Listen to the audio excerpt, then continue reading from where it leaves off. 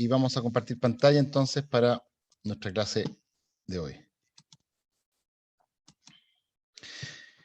Bien, la clase lo que intenté o lo que voy a intentar hacer es que podamos hacer un breve recorrido por la obra de Picasso, muy breve, porque la verdad es que una vez hice la clase como de tratar de ver gran parte de su obra y la verdad es que me morí como 3 horas, entonces no vamos a poder. Pero sí, lo que se puede hacer es que voy a tratar de más o menos ver un poco los periodos que él tuvo, bien sucintamente, explicar algunos acontecimientos importantes que él tuvo y a partir de eso tratar, ¿no es cierto?, de explicar un poco la obra, de la obra principal que nos convoca, que es el Guernica, pero también vamos a avisar otra obra que también es importante, creo, y no quise sacarla, que es Las señoritas de Aviñón, ¿ah? Que también es una obra que es relevante para la comprensión un poco de la clase de hoy. Así que vamos a partir entonces, hay una frase muy interesante de Picasso que decía eso que está ahí. Cuando yo era pequeño, mi madre me decía, si te haces soldado llegarás a general, si te haces cura llegarás a papa. Yo quería ser pintor y he llegado a Picasso. ¿Ah? Así que esto es importante porque la madre lo que alcanza a ver es la convicción, ¿no es cierto?, que tiene Pablo Picasso para hacer las cosas que él se propone. Así que vamos a ver un hombre que va a tener una trayectoria muy larga, muy longevo, como ustedes ven ahí, y por otro lado, vamos a ver también esta idea de que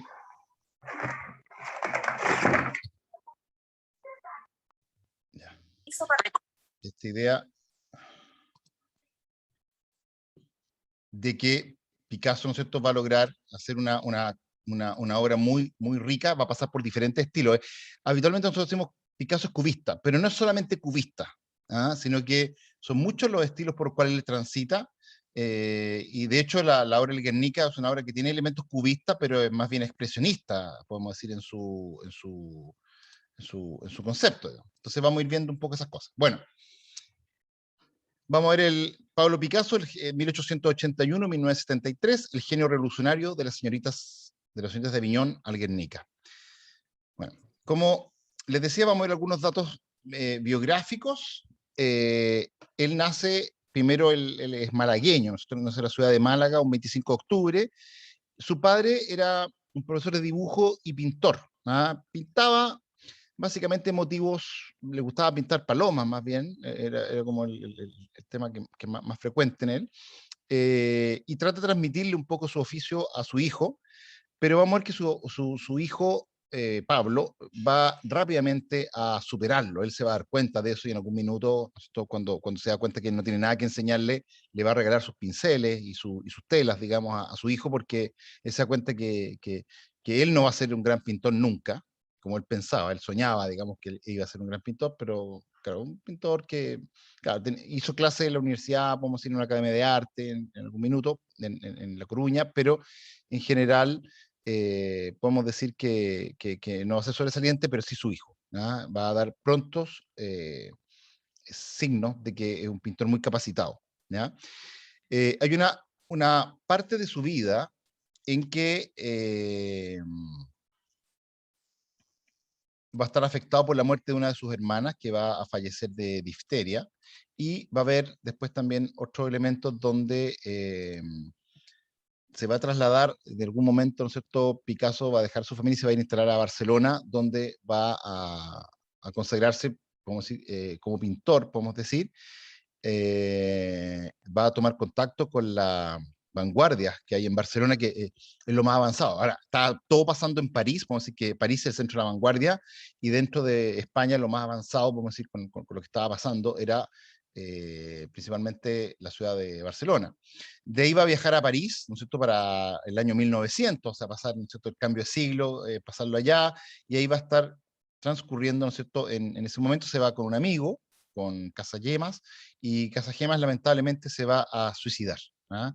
Y ahí va a entrar en una época de arte que es la época azul, que se ve ahí en la pintura, la segunda pintura, donde él va a entrar un poco en ese momento, y después de pasado esa época, entre 1904 y 1906, se instala, ¿no es cierto?, en un barrio parisino, en Montmartre, de barrio también de la bohemia, de los artistas, y que viven tratan de vivir de su oficio, no ganan mucha plata, o sea, viven más o menos medio hacinados, frecuentan a prostitutas como modelo, ese tipo de cosas, y va a desarrollar la época rosa. Y en la época rosa podemos decir que ella empieza a vender obras a muy buen precio, digamos, para poder vivir un poco del arte, puede hacerlo en ese minuto, pero fíjense que la etapa rosa es bastante corta, de 1904 a 1906, y de ahí, de alguna manera, él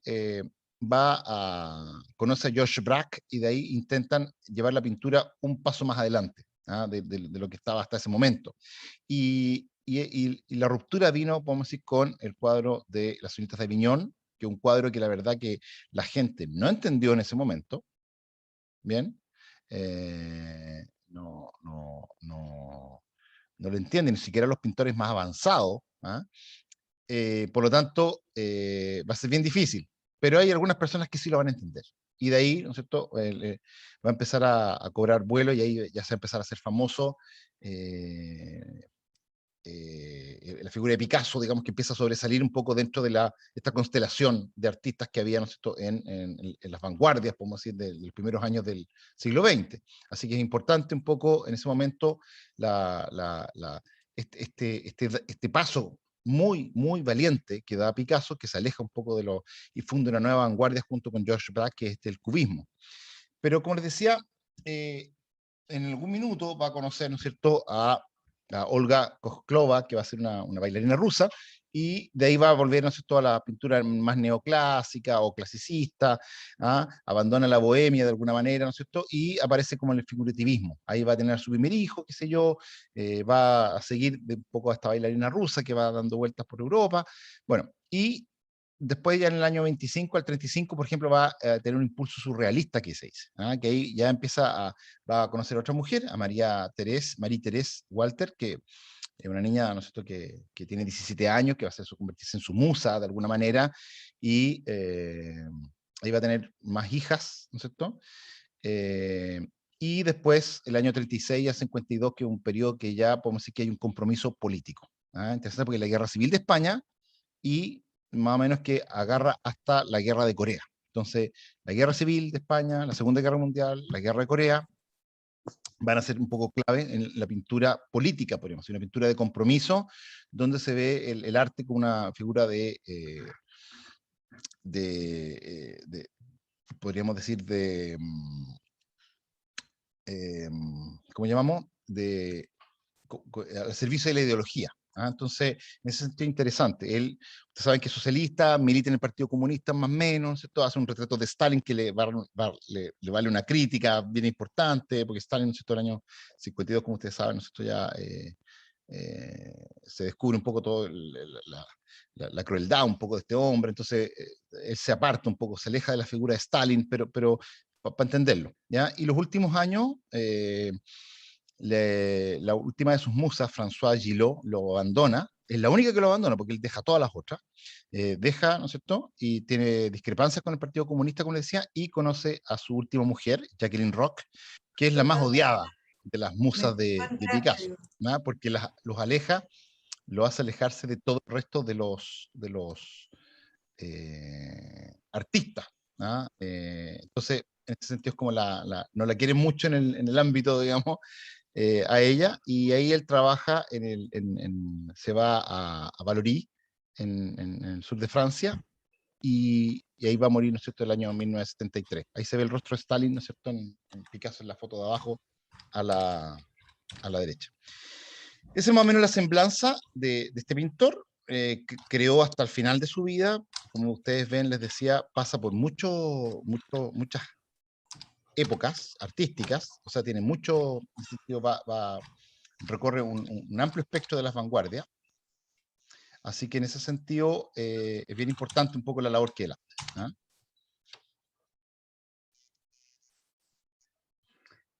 Bien, vamos entonces a ver acá. Ahí tenemos una foto de Picasso, cuando niño. Se ve un niño ya, nosotros con mente muy vivaz, muy despierto, muy inquieto intelectualmente, y también muy creativo. Fíjense que vamos a ver algunas imágenes que se ven acá, que esto es interesante por lo siguiente. ahí se ve arriba un poco las palomas, esto es una hoja de croquera, podemos decir, de cuaderno de apuntes de él, y se ve unas palomas que están dibujadas porque al papá le gustaba usar palomas, entonces también las pintaba, como que le transmitió un poco eso. La paloma va a ser un elemento recurrente, incluso lo vamos a ver después en la Guernica para que lo recuerden. Pero, por favor, acá este dibujo tiene 8 años, Picasso, cuando hace este dibujo. Aquí lo interesante de este dibujo, fíjense, es que dibuja un ruedo, porque le gustaba mucho el tema de los toros, al papá y a él, no se te iba mucho el tema de los toros, la tauromaquia y esta cosa nunca la va a dejar. Pero fíjense que en esta pintura es interesante porque, o sea, este dibujo, digamos, este croquis, este boceto, es interesante porque se ve la corrida de toro y se ve un toro invistiendo, que se llama un torero, que se yo, pero lo interesante es cómo un niño de 8 años capta, discrimina y jerarquiza. El primer plano, que es lo que está pasando con los toreros en el ruedo, después hay un segundo plano, se ven algunas personas que están ahí, no sé, se entiende, una mujer parece con una sombrilla, se ve algunas personas ahí en primer plano, y después se ve para atrás, ya la gente como difumina con una raya, así como diciendo, hay mucha gente, ¿ah? Pero no se le da el mismo tratamiento, sino que se jerarquiza. Eso es re interesante para entender, de alguna manera, para entender que ya el concepto de madurez, un poco con respecto al dibujo, es muy importante en la mente de Picasso. ¿Ah? Y eso hay que considerarlo. Después tenemos que empieza, aquí tiene también 8 años y medio, donde hace un picador amarillo también, estos picadores que le entierran las primeras las primeras heridas, ¿no es cierto?, para encabritar más al toro, qué sé yo. Entonces, hace también un poco esta primera dibujo a los 8 años y medio, pero ya hay un tema de entender, por ejemplo, fíjense las piernas del caballo, las musculaturas del caballo, entonces, están muy bien realizadas. Digamos, un niño de 8 años no tiene ese grado, podemos decir. Y después ya él empieza a su papá lo nombran en La Coruña, lo nombran profesor de una escuela de arte, Bellas Artes, así que él lleva a su hijo a las clases, y el hijo más, el más pequeño de la clase. ¿Ah? Y de repente, con los dibujos que él empieza a hacer, ya la gente se empieza a dar cuenta que es un maestro. ¿Ah? Ahí firma todavía Pablo Ruiz, no Pablo Picasso. ¿Ah? Pasa todavía con el nombre paterno. Su madre es de apellido Picasso. Estos torsos griegos, ¿no sé, estos ejercicios de anatomía que él empieza a hacer, ya los compañeros que son mayores empiezan a ver que tiene un talento superior, Picasso, digamos, muy pronto, ¿ah? En ese sentido. Entonces, es interesante. Acá otra obra también de él, ¿no es cierto? Todos estos son bustos, ¿no es cierto?, a la romana o clásico que se van dibujando, que va captando un poco esta esencia con un dibujo muy vigoroso. Aquí hay algunos dibujos del padre de Pablo Picasso y de la madre, ¿no es cierto?, que están ahí en algunos bocetos, que sé también para la genialidad un poco de la pintura de él. Y aquí ya podemos decir, ¿no es cierto?, que se ve un cuadro que participa en un concurso, y que es que es la primera comunión del año 1895, y como el padrino o el padre de la niña que está haciendo la primera comunión usa de retrato a su padre, ¿ah? El retrato a su padre que lo ocupa. Pero fíjense por favor, aquí Pablo Picasso tiene, no sé, había nacido el, ¿cuándo es perdón, cuándo es el nacimiento de él? Se me olvidó la fecha, pero este es del año 1895 y 1881. 1881, exacto. 1881, o sea, tiene Tiene 14, 14 14 años. años. 14 años, gracias, 14 años. Y aquí tiene 15 años, entonces, o 16 años. Entonces, fíjense que interesante, porque este representa un concurso en España, en Madrid, y gana el concurso. Y la gente queda admirado de este cuadro. Y nuevamente usa el papá de autorretrato y hace, se llama Ciencia y Caridad, donde se ve, ¿no es cierto?, el doctor y se ve la niña que la asiste, la enfermera, ¿no es cierto?, representando la caridad. Y lo que le llama la atención un poco, bueno, si ustedes ven la pincelada, el realismo y todas estas cosas de un niño, ¿no es cierto?, que tiene 16, 17 años, es impresionante. 16 años tiene. Sobre todo llama la atención, lo que más llama la atención a la crítica es esa cosa de los postigos cerrados de la silla, donde se ve ahí un poco la humedad, ¿no es cierto?, el típico registro que va dejando, acusando un poco la huella el agua que entra por la casa, no sé, humedeciendo un poco la puerta. Bueno, la verdad es que uno dice, chuta, aquí este pintor ya domina a una edad muy temprana, ya un maestro de la pintura. Ahí está el tamaño del cuadro, es bien grande, como ustedes ven. Entonces, esto llamó poderosamente la atención de la crítica. Entonces, se comienza a ser una persona importante en España, muy tempranamente, pero podemos decir que esta pintura, la pintura de tipo realista, no es lo que estaba en boga, podemos decir, ya a finales del siglo XIX. Acuérdense que había aparecido las prevanguardias en Francia, que está muy de moda el impresionismo, el postimpresionismo, incluso el neoimpresionismo. Estaba todavía esa efervescencia, por lo tanto, él se da cuenta que ya como que España le queda chica, de alguna manera. Y ahí cuando toma contacto, como les decía yo, con la avanzada de Barcelona, en torno a 1900, como que ya va a intentar irse para ver lo que pasa él quiere triunfar, digamos, en París. Ahí tenemos estaba en la época, no sé, está en París, en Barcelona, pero en París, perdón, en Barcelona, el año 1899, hice un autorretrato de Picasso. Y este es el Quatre Cats, no sé qué era un poco los cuatro gatos, que era el bar donde se juntaban. Uno dice, cuatro gatos probablemente venga de ahí, de este bar, que todavía existe, todavía está igual, esto que la época como ahí está un boceto, fíjense, de Ricardo Piso, y que muestra también el ambiente de la época, esta bohemia en los cuales ellos estaban, que se juntaban todos los artistas. Picasso es ese que está acá, el personaje que está ahí, el primero, no sé, que estaba sentado, voy a colocar el puntero láser, este personaje que está ahí está Picasso, y se muestra un poco ya este ambiente modernista que estaba en la época, era la época del Art Nouveau, podemos decir que se llama modernismo en catalán, ¿no es cierto?, que estaba de moda. Pensemos que en esta época Gaudí es como el gran artista de la época. Entonces está un poco este es la vanguardia, podemos decir, que está, y este es el bar hoy día. Todavía conserva incluso el mismo póster, y se ve un poco se ve bastante, lo tienen bastante igual por el recuerdo que trae obviamente de que era el bar donde estaba Picasso y la vanguardia. Bueno, es ahí donde hay otro cuadro, ¿no es cierto?, donde se ve también el Cats, que se ve también, ¿no es cierto?, a Picasso, pero ahí donde con uno de sus amigos, ¿no es cierto?, que es Casagemas, deciden ir a París. ¿Ya? Él insta, Casagemas tenía plata, qué sé yo, entonces dice, no, vamos, no, qué sé yo. Bueno, allá salen con unas prostitutas, se enamora Casagemas de una prostituta, Picasso se enamora de la otra, qué sé yo, pero la prostituta que le gusta a Casagemas, la verdad es que no le gusta a Casagemas. Casagemas no es lo que le gusta a ella, y lo rechaza. De hecho, a ella como que le gusta más Picasso. Bueno, en algún minuto que es muy importante para la historiografía, por un tema de los padres, vuelve a...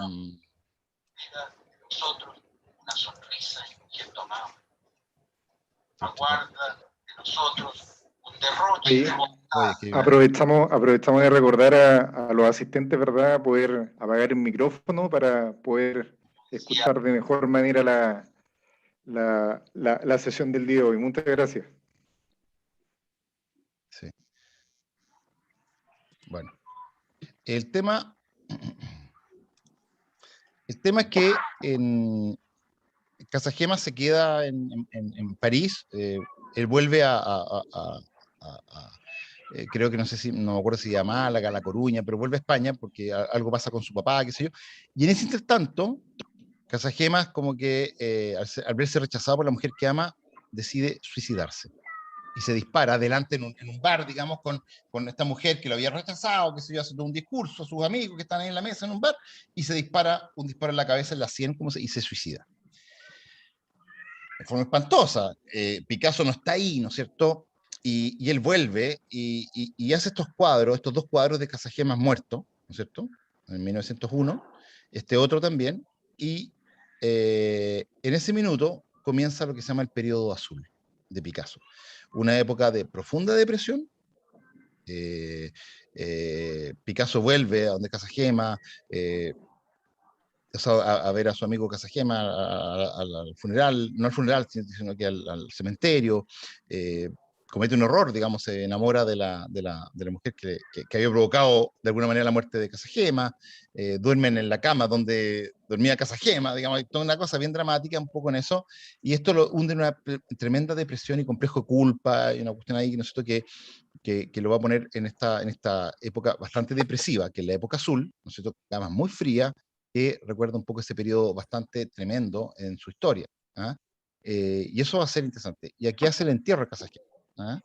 Que está influenciado un poco con la obra, ¿no es cierto?, del entierro del conde de Orgaz, que también está situado como una época, una parte en la tierra, otra parte como en la vida post-mortem, podemos decir que está ahí, que es un poco lo que se ve ahí en el caso del Greco, porque Picasso va a citar muchas veces obras que son de artistas, esto que él reconoce, eso es muy importante.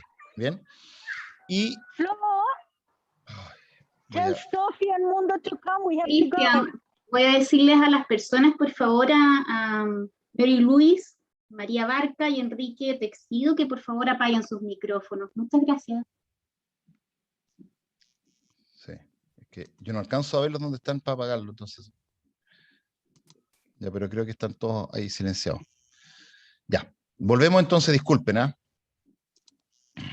Entonces, aquí se ve un cuadro que es bien interesante porque se llama La vida, y que vuelve a pintar a su amigo Casagemas. Fíjense que Casagemas sale muchas veces en sus pinturas, a su amigo muerto, y está con la vida que pudo ser, quizás. ¿Ah? Él imagina como en estos 3 o 4 cuadros, porque son como, si ustedes se fijan, hay una mujer con un niño, está como la promesa de que pudo haber sido la vida de su amigo. ¿Ah? Esta cosa de culpa con el amor, con esta mujer que no le fue correspondido, están juntos, pues tienen un hijo, ¿no es cierto? Y bueno, la vida que pudo ser de Casagemas, que no se produjo, y que está todo dentro de este marco, quizás dentro de un marco de complejo de culpa, quizás interesante analizarlo por un psicólogo, pero hay un tema ahí interesante que ronda la vida de Picasso. ¿Ah? Y es muy interesante analizar un poco todo este periodo en esta zona azul, porque es prácticamente una pintura con un solo tono, ¿ah? En gamas de azul.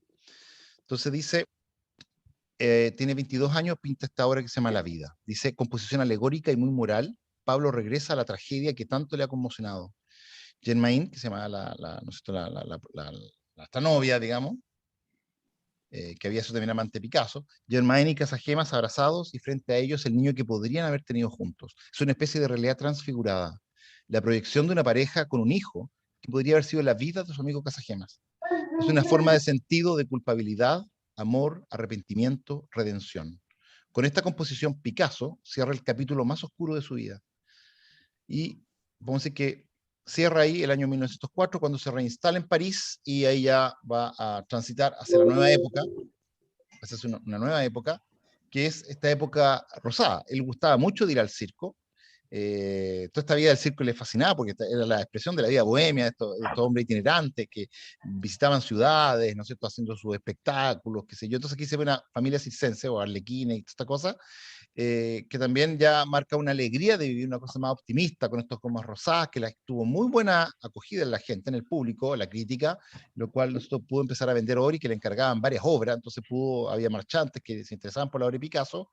Por lo tanto, aquí ya cambia su vida, hay un gozar la existencia o la vida, distinto un poco a dejar atrás un poco la sombra que significó este episodio triste de Casagemas, de su gran amigo, y salir adelante. Llama la atención siempre este cuadro, porque si ustedes se fijan, parece que deliberadamente Picasso no quiso hacer la pierna de uno de los arlequines, que también. La pierna, si ustedes se fijan, la pierna derecha no está está ausente. ¿Ah? Quizás se lo olvidó, no se dio cuenta, o quizás sí lo hizo de a propósito, no se sabe muy bien qué es lo que pasó, pero esta es la etapa rosada. Y aquí tenemos ya el cuadro, ¿no es cierto?, que está en el Museo de Nueva York, en el MoMA, Las señoritas de Aviñón, ¿ah? Que no quiere decir que son de Aviñón, sino que son de la calle Aviñón, en Barcelona, y que son las prostitutas, la verdad. Pero, ¿qué es lo que pasa con este cuadro? Porque aquí ya hay un elemento que, sobre todo un par de elementos que son bien curiosos, eso que está ahí, o eso que está ahí. este es el elemento quizás más extraño, y bueno, ya hay una serie de características que vamos a analizar. Pero aquí podríamos decir que empieza un cambio rotundo. Aquí da un paso Picasso a un arte que probablemente no iba a gustar en su época, pero él sabía que aquí, ¿no es cierto?, hay rivales en esa época, no sé, que andan dando vuelta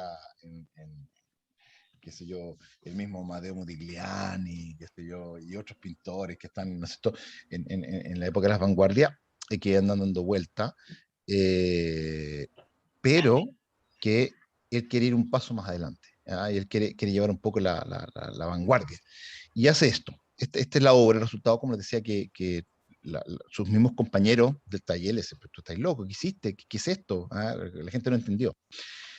Bueno, esto, la señorita de Avignon, bien interesante, se considera la piedra angular del arte del siglo XX. ¿Ya? Una obra que marca un nuevo punto de partida, vamos a decir, para el arte, y que aquí dice, se elimina todo lo sublime de la tradición. Porque si ustedes ven, este cuadro, podríamos decir, a la vista sin mirar mucho, uno dice, este cuadro que es feo, ¿ah? Cualquiera lo puede hacer, mira los monos deformes, ¿ah? Las proporciones, qué sé yo. ¿Ah? Pero aquí hay que entender un poco con qué se rompe, ¿ya? Si ustedes se fijan, son 5 mujeres, y hay una fruta abajo, y vamos a tratar de analizar un poco los elementos que hay en el cuadro, ¿ya? Entonces, vamos parte por parte para ir tratando de analizarlo.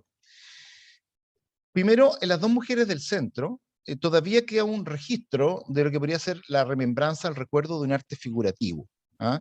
Hay que entender que el cubismo jamás desembocó en la abstracción. O sea, por muy cubista o que parezca casi abstracto el arte de Picasso, siempre se puede ver el trasfondo figurativo. Nunca se deja de lado. No es como, por ejemplo, el suprematismo ruso o como el neoplasticismo holandés, que ellos llegan a la abstracción, o Kandinsky, ¿no es cierto?, que llega a la abstracción geométrica. Acá no. El cubismo nunca desemboca en eso, pero podríamos decir que la cosa figurativa más o menos todavía se puede leer, aún en los cuadros más complejos de Georges Braque o de Picasso, ¿ya? Pero tampoco a lo mejor habría mucha diferencia con el arte tradicional que había hecho Picasso, pero ya hay principios de deformación, ¿no es cierto? Por ejemplo, hay un descalzo un poco en la cara, ¿no es cierto?, los oídos, qué sé yo, o una forma también un poco rara del rostro, pero no sabemos que es por la impericia de Picasso, porque Picasso ya vimos los cuadros que él domina esto, sino que el lenguaje que tenía antiguamente no era lo que él necesitaba, ¿cierto? En ese sentido, todavía podemos decir que es un arte que ya ha quedado desplazado por las nuevas tendencias pictóricas del momento. Bueno, en segundo lugar, Dime. Margot Orcella, silenciar, por Valesca favor. Tejo, por favor, silencien sus micrófonos. Muchas gracias. Perdón. Gracias. Bueno, y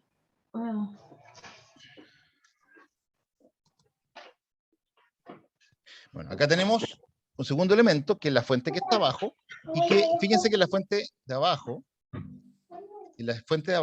se dice, en primer plano dice, aquí se da lo que se llama la actualización de los géneros pictóricos, es decir, se recupera, por ejemplo, un género tradicional que es el bodegón, que son estas naturalezas muertas típicas, nosotros que se pintan, pero aquí lo que intenta es que, fíjense que no hay un trabajo de claroscuro. Mira, hay un perrito chiquitito ahí, mira.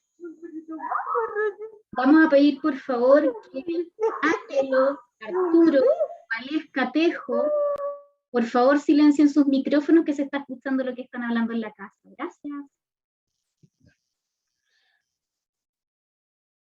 Puse todo en silencio. Bien.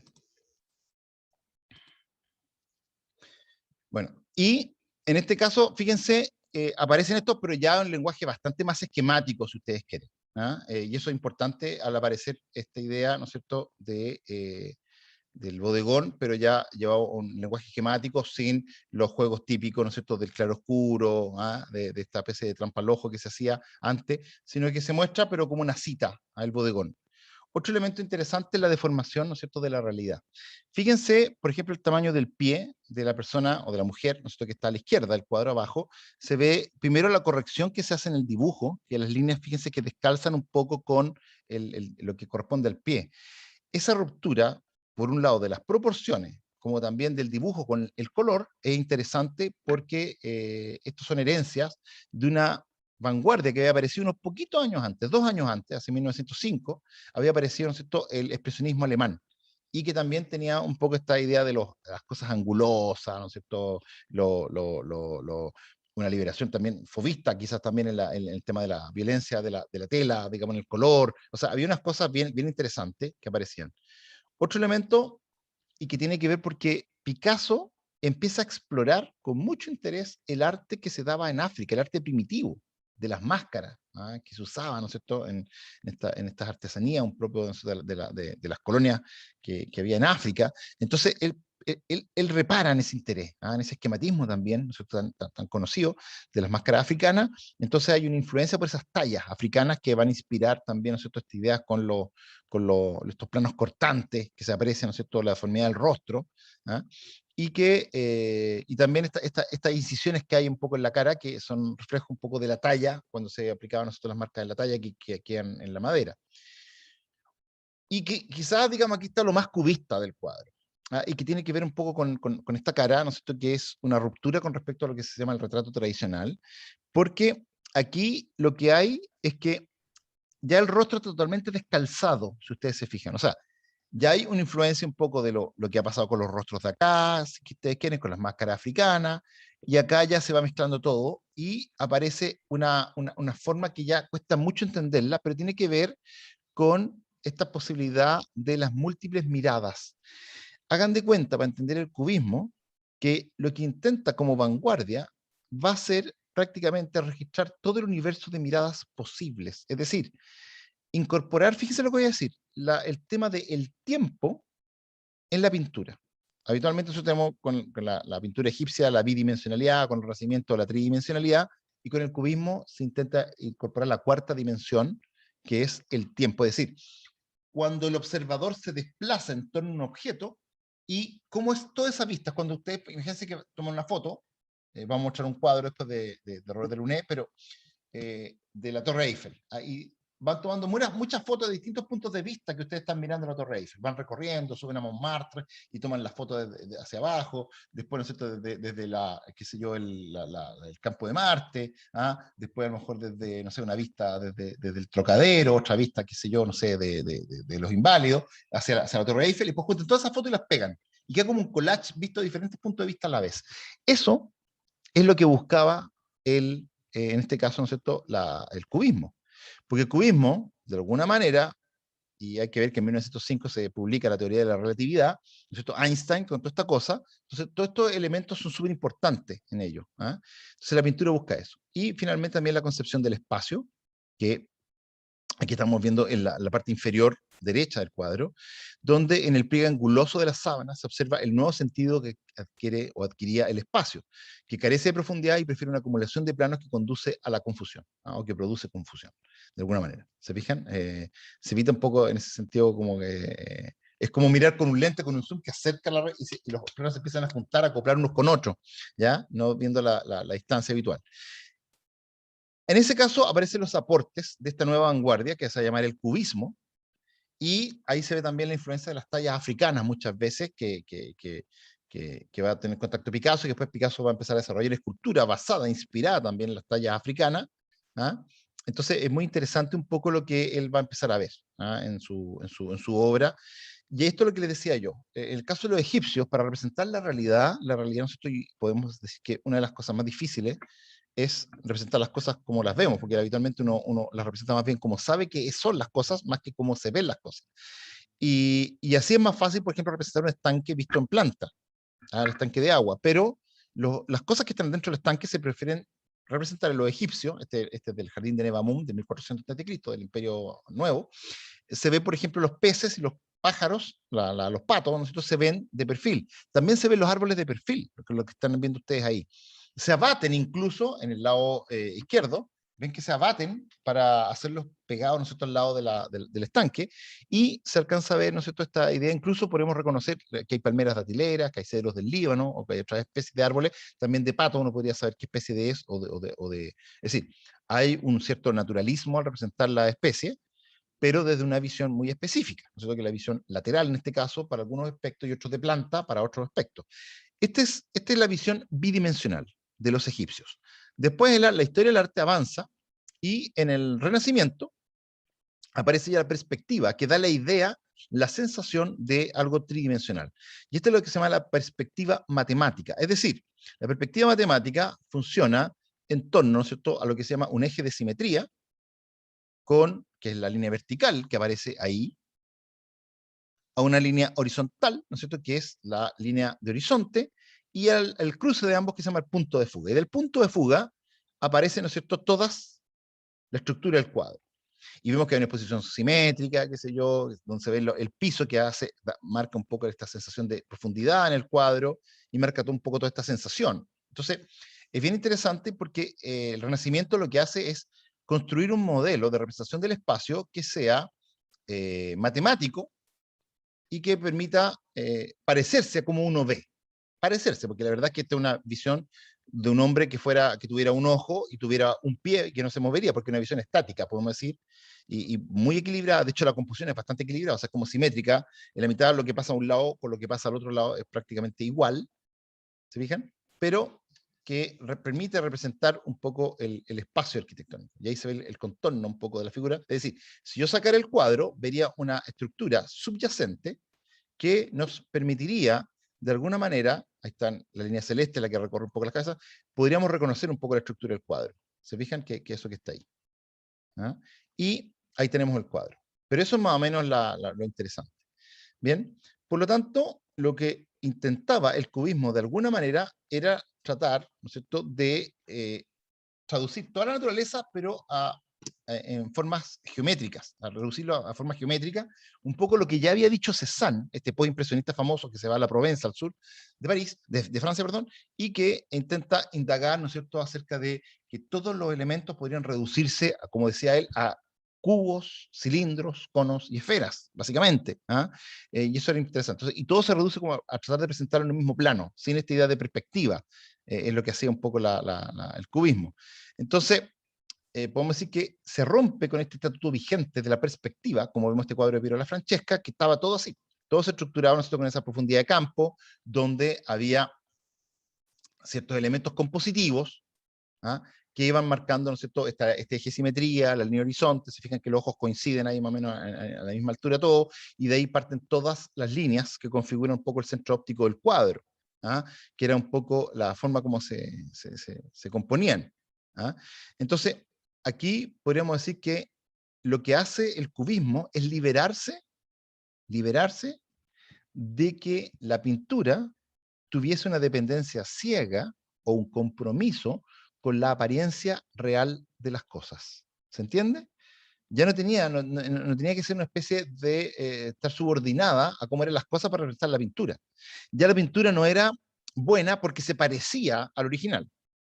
Era igualito, está súper bueno retrato porque es igualito a la persona, sino que ahora, podemos decir, separaba, se independizaba, lograba una autonomía con respecto al mundo representado. Por lo tanto, la pintura ya, podríamos decir, ya no representa, sino que presenta. Es decir, se presenta a sí misma los elementos propios de la pintura, que ya no tiene que ver simplemente, alguien está rayando ahí, no tiene que ver simplemente, ¿no es cierto?, con estos elementos que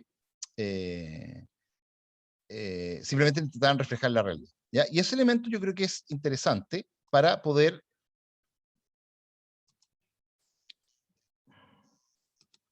ver esta cuestión. Bueno, dice, además es un avance, pues el arte acepta su condición de arte y permite que esta condición se vea en la obra, es decir, parte intrínseca de la misma. Nació en el Salón de los Independientes. Y ahí parte un poco todo esto, este compromiso.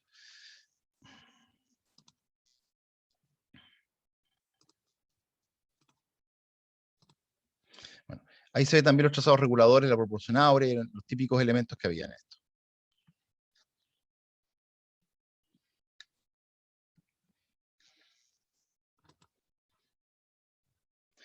Bien, Cézanne, como le había dicho, había sido la persona que había descubierto un poco esto. Si ustedes se fijan en estos cuadros de Cézanne, esta naturaleza muerta, lo que llama la atención es el descalce de las piezas. ¿Se fijan o no? Como que pareciese que estuviesen como si una persona viera una cosa desde este punto de vista, después girara y mirara de otro punto de vista, pues girara y viese de otro punto de vista, y ahí se producía, ¿no es cierto?, este elemento que era bastante acusaba un poco un descalce de los puntos de visión, como que la perspectiva del estado media corría. ¿Ah? Aquí tenemos, por ejemplo, un frutero de Picasso, que se llama Pan y fruta sobre la mesa. Si ustedes ven el cubismo, siempre se puede reconocer los elementos. O sea, uno puede reconocer una especie de baguette o marraqueta, no sé, algo así. Se fijan, aunque están bien abstractos todos, están muy simplificados, llevados como fórmulas geométricas, este experimento. Pero Cézanne había sido el precursor en el siglo XIX de estas cuestiones, de estos adelantos. Es decir, es una adelantada, ¿ah?, a la pintura. Pero aquí vemos, por ejemplo, en el caso de Robert Delaunay, que es otro pintor cubista, esto que les decía yo de la Torre Eiffel. Se fijan que es como juntar la suma de las vistas posibles de la Torre Eiffel en una sola pintura, que queda como una especie de collage. Pero ustedes podrían hacer algo parecido con fotos, por ejemplo, que pegan distintas vistas de un mismo elemento, pero visto desde diferentes puntos de vista, y las pegan todas juntas. Y parecería algo así. ¿Bien?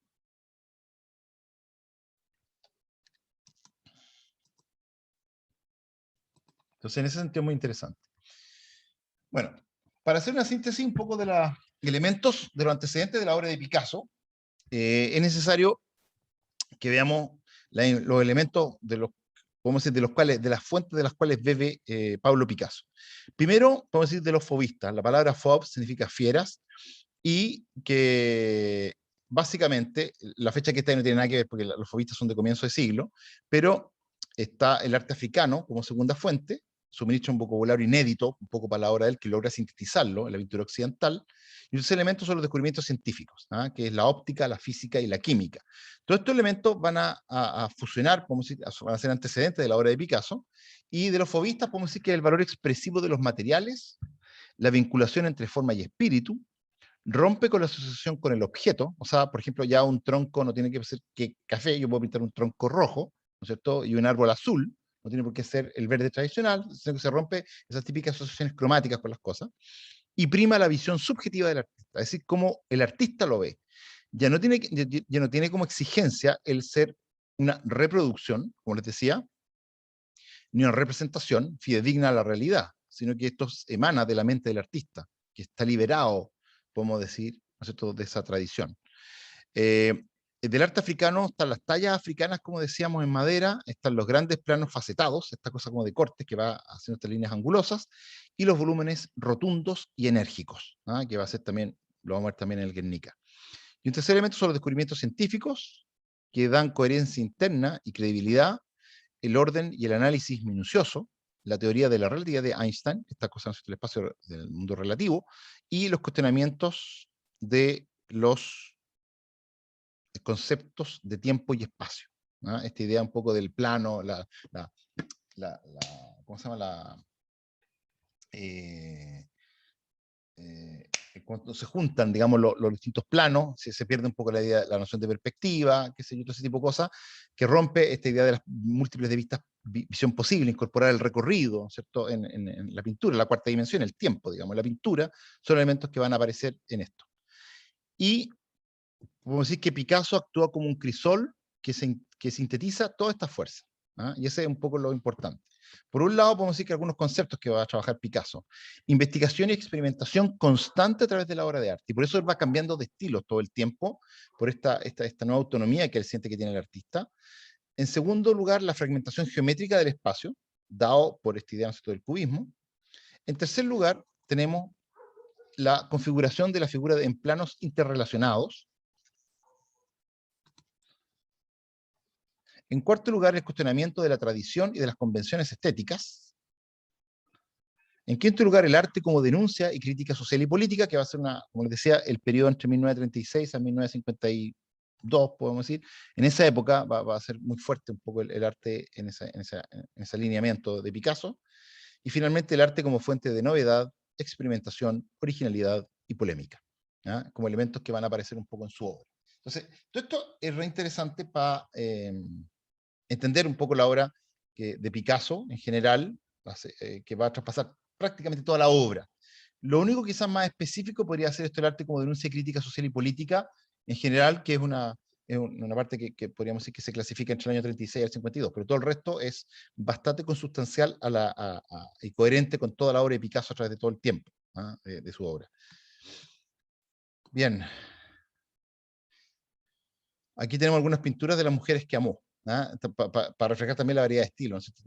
Tenemos primero a Fernando Olivier, después a Olga Koklova, después a Marie-Thérèse Walter, después a Dora Maar, que fue la fotógrafa, ¿no es cierto?, de la Françoise Gillot, que fue una musa notable, digamos, para Picasso, que fue la única que lo dejó. Dora Maar dijo, me exprimió hasta que soy como un limón que fue exprimido hasta que dejó la última gota de limón, digamos, y después me desechó, decía Dora Maar. Pero es considerada un poco la más inteligente, ¿no es cierto? Y la más interesante un poco de su musa. Y la otra es, bueno, François Giraud también interesante porque esta idea que lo deja también, yo dejé a Picasso, fui la única que lo dejó. A mí no me dejaron. Y Jacqueline Roch, la última. ¿Bien? Dice Pablo Picasso, yo pinto igual que otros exhiben su autobiografía. Mis telas terminadas o no son las páginas de mi diario y como tales son válidas. El futuro elegirá las páginas que prefiera. No me toca a mí elegir. Esta idea no es una obra abierta, es como un poco la obra también muy personal. Por ejemplo, ustedes conocen a Frida Kahlo, que es una obra que habla de ella misma, ¿no? No es una obra que uno podría tener algunas pinturas que podrían hablar de su época, pero es una obra, ¿no es cierto?, que es autorreferente. La de Picasso también es autorreferente, pero como dice la historia, el arte finalmente decidirá. Dejar el juicio a los historiadores, a la crítica, ¿no es cierto?, al especializado, a la crítica especializada, finalmente cuáles son las obras y por qué tienen valor las obras de Picasso. E incluso él dice, bueno, vean ustedes lo que quieran ver. Yo no voy a decir lo que tienen que ver ustedes. Entonces, la obra abierta, el concepto de la obra abierta que queda a la interpretación del espectador, ¿no es cierto?, del crítico, o de la persona que participa un poco de la obra de él, donde se puede interpretar libremente. Entonces también eso es súper interesante. Hay una película que se llama Medianoche en París, donde hay un pequeño juego con respecto a eso, de la interpretación que se hace de una obra de Picasso, en la película. Entonces, eso es bien interesante. Además que en la Medianoche en París aparece el pintor ahí, ¿no es cierto?, en pleno ahí en la película. Bueno, quiero referirme nomás a ciertos aspectos antes de entrar ahora que tiene que ver con el tema del toro.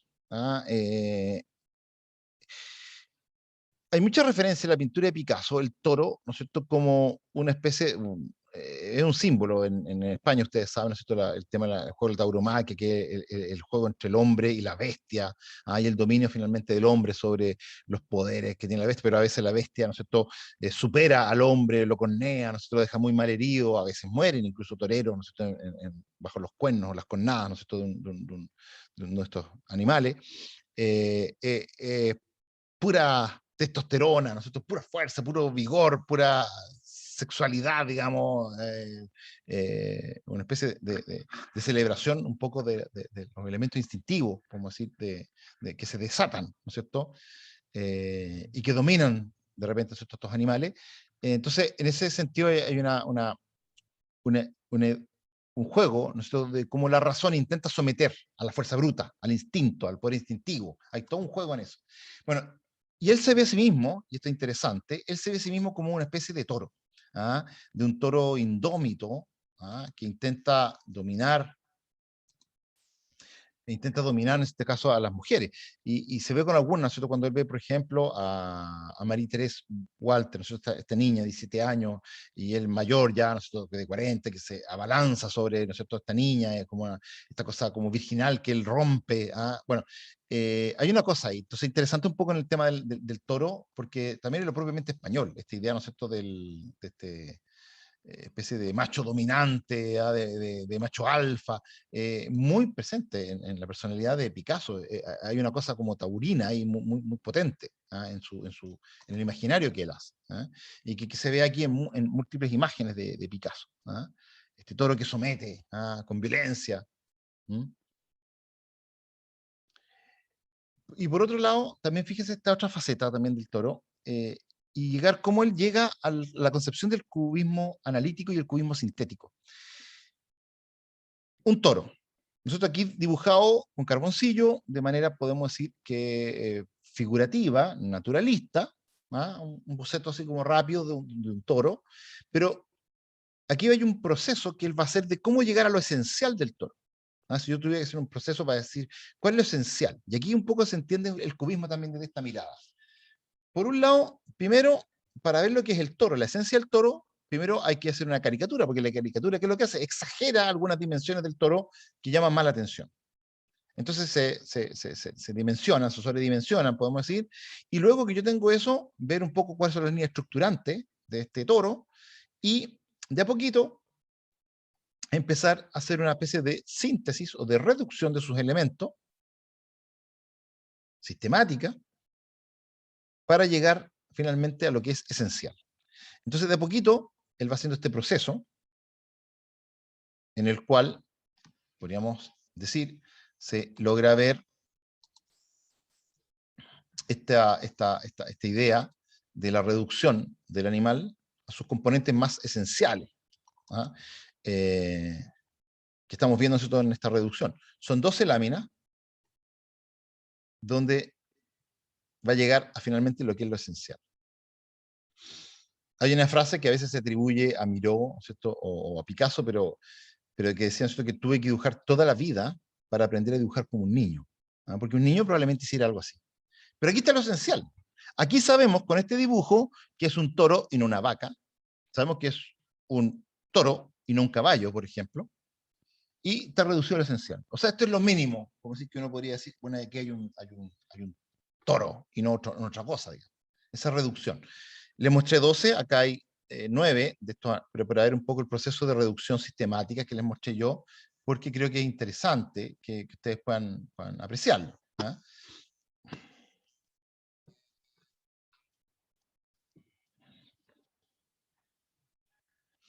Bueno, y así vamos al Guernica entonces.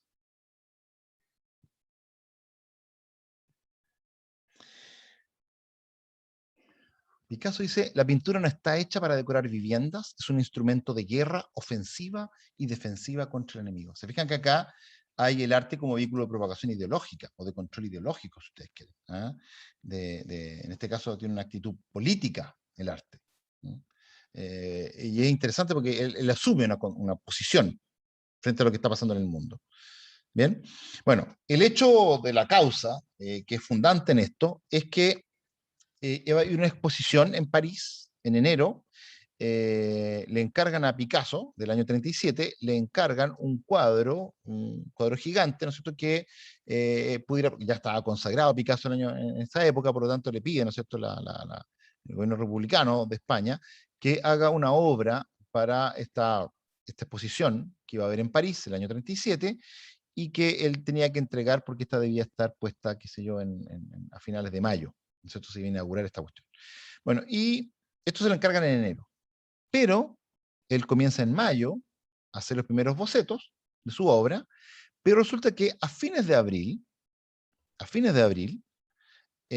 allí sucede un hecho tremendo, que es importante para la historia, digamos, que es el famoso bombardeo a Guernica, por parte de la Legión Cóndor, ¿no es cierto?, de la Luftwaffe, que ataca un pueblo que no estaba en el frente, donde se estaba combatiendo, sino que estaba detrás del frente, un pueblo, vamos a decir, del pueblo del País Vasco, ¿no es cierto?, que está a las 3 de la tarde, en la hora que duermen siesta, los españoles saben que de 2 a 4 la siesta es impajaritable, ¿no es cierto?, en España, están durmiendo siesta, qué sé yo, principalmente, como los soldados están en el frente, hay ancianos, hay niños, hay mujeres, y los aviones de la Luftwaffe atacan. Acuérdense que hubo una legión que apoyó un poco a los nacionalistas de Franco. Entonces, bombardean la ciudad y causan un montón de muertos, creo que del orden de 8.000 muertos en la ciudad. La destruyen, la arrasan por entero, una ciudad indefensa, ni siquiera estaba preparada, y habitualmente las guerras, hasta la Primera Guerra Mundial, en general las guerras se hacían en campos de batalla. Cuando había guerra en ciudades, era porque había ejércitos que estaban parapetados en las ciudades, y por eso combatían pueblos, ciudades, y ahí la guerra alcanzaba a los civiles. Pero en general las batallas se hacían en campos de batalla y en el frente. Pero Hitler había diseñado esta guerra, ¿no es cierto?, los orígenes de la Blitzkrieg, pero primero era la guerra psicológica, es decir, atacar detrás de las líneas del frente, o sea, atacar detrás de la línea enemiga para provocar la desmoralización y también la deserción, porque imagínate que te saben que te están bombardeando a tus casas, a tus familias, que están mucho más atrás, donde tú vives, Y tú te empieza a bajar la locura, porque no hay teléfono, no es como la época de ahora, que tú no puedes saber cómo está tu familia, qué pasó. Entonces, como que la gente empieza a a asustar, se desmoraliza, y muchos desertan para ir a sus casas para ver qué pasó con su familia, con sus seres queridos. Entonces, era un instrumento de guerra que es probado, podemos decir, acá, que después va a ser utilizado en la Segunda Guerra Mundial. Entonces, esto trae esta idea, nosotros, de bombardear una población civil, indefensa, como decir, incluso mientras duerme, ¿ah? Que es atacado con una violencia que destruye la ciudad de Guernica, ¿cierto? De forma tremenda. Aquí se la vista, ¿cierto?, de la iglesia, la catedral, no sé, con el grado de destrucción, ¿cierto?, el grado de muerte que genera, es muy tremendo. Entonces, este episodio, que no había sido estrenado como arma de guerra, ¿no es cierto?, bombardeo a la población civil, podemos decir, únicamente, y desarmada, indefensa, podemos decir, causa el terror, ¿no es cierto? Y esto es el origen del drama. Y aquí Picasso, cuando pasa esto, aquí ya su pintura empieza a cambiar. Él tiene un montón de cuadernos de bocetos, que hay elementos que uno puede reconocer que están en el cuadro, pero ya los más dramáticos todavía no aparecían. Y ahora empieza Picasso, ¿no es cierto?, a tomar pie en esto. Entonces aparece esa mujer desgarrada, ¿no es cierto?, que, con su hijo muerto, y empieza a aparecer el toro, ¿ah? Esa gente muerta, esos soldados, esas estatuas de soldados, ¿no es cierto?, desplomadas, ¿ah? Picasso empieza a pintar esta obra. Son algunos bocetos, como ustedes ven, muy dramáticos, que empieza a estudiar los Picasso, de fragmentos de la obra, o bocetos preparatorios, que él empieza, ¿no es cierto?, a ver acá. Y empieza a aparecer el drama, la crueldad, ¿cierto?, de lo que es la guerra, de los desastres de la guerra, como le tocó pintar a Goya en algún minuto, ¿no es cierto?, esas aguas fuertes sobre los desastres de la guerra. Entonces este drama empezó. Y aquí surge un concepto también que es muy interesante. Gracias a Dora Maar, la amante de Picasso, la musa de Picasso en ese minuto, que era fotógrafa, ella tuvo la genialidad de ir fotografiando desde un mismo punto la foto mientras transcurría el proceso. Entonces aquí se ve el arte también como la idea como proceso, que es muy importante para el arte de la posguerra, digamos, que ya no interesa tanto el arte como obra terminada, sino que el arte como proceso, justamente, que está en camino. Así, el tiempo es superior al espacio. Y en ese sentido, el registrar cómo era esta tela, que estaba en un piso, ¿no es cierto?, que está básicamente en planta libre y que ocupa la altura total, más de 3 metros de alto, ¿no es cierto?, por casi 8 metros de ancho, pone esta tela y empieza a pintarla, empieza a dibujar primero. Fíjense los cambios fundamentales, porque se ve acá primero se ve este guerrero, que parece que fue un soldado o una estatua, ¿no es cierto?, rota, caída, que está entera. Que eso se empieza a fragmentar. También vemos el caballo que está girado con la cabeza hacia abajo. Ahí está la cabeza del caballo, en el cuello hacia abajo, y ya aparecen algunos elementos típicos, ¿no es cierto?, como se ve una mujer sacando una antorcha, otra que está saliendo por acá, ¿no es cierto?, que lleva también una persona que está muerta en sus brazos. Acá se ve una persona que se está incendiando, en un incendio, que esta parte podemos decir que es lo que más pareció a Guernica. Acá aparece otra mujer que llora por su hijo muerto, el toro, y estos elementos van a empezar a aparecer. Entonces, fíjense cómo va el proceso. Aquí interesa, como les decía yo, la obra como proceso, y cómo comienza de a poquito a tomar forma esto. Entonces, están los bocetos registrados en fotografía en blanco y negro. Ahora, está en gamas de grises la pintura, un gris azulino, digamos, la pintura, así que, pero más o menos aquí se alcanza a ver cómo la obra, hay una mano que lleva, ¿no es cierto?, una especie de planta o de flor, al centro, hay un sol. Estos son los bocetos preparatorios, como iba. Entonces el trabajo fue mutando. Mientras se iba haciendo, fijan, ya desaparece la mano, el sol ya está visto como una especie, casi como una lámpara de cielo, el caballo sigue con la cabeza abajo todavía, la escultura cambió de posición.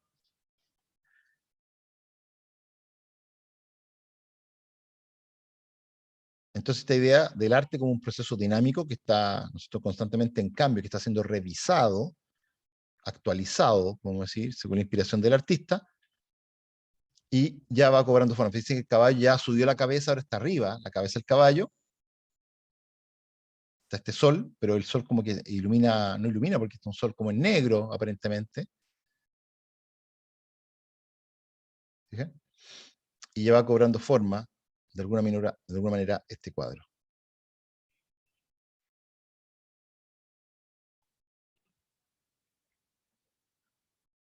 Entonces, bien interesante, como ustedes ven acá, la evolución que va tomando un poco esta pintura. Y ahí ya tenemos más o menos esto, la fase definitiva, que bueno, la que ustedes conocen es esta, que es ya la obra final. Ahí superpuse ya la tela, no la fotografía, sino que la tela para ver un poco el resultado final de la obra, que es eso que está ahí. Bueno, ¿qué es lo que hay acá?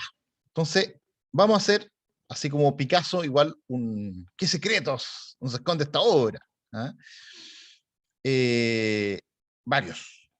Entonces, para verlo primero, veamos un poco esto. Primero, la obra no estuvo lista el día de la inauguración. La inauguración, ¿no es cierto?, fue el 24 de mayo del año 37, y recién Picasso llegó con su obra a Francia el 4 de junio. Y ahí retrasó la apertura del Salón Español, que esta era la pieza principal, ¿no es cierto?, que está magnífica obra de gran tamaño. Entonces ahí se ve en la inauguración un poco de la tela, ¿ah? En el 4 de junio, o sea, bastantes días después de la inauguración. ¿Ah? Está hablando 10 días después de que se había inaugurado.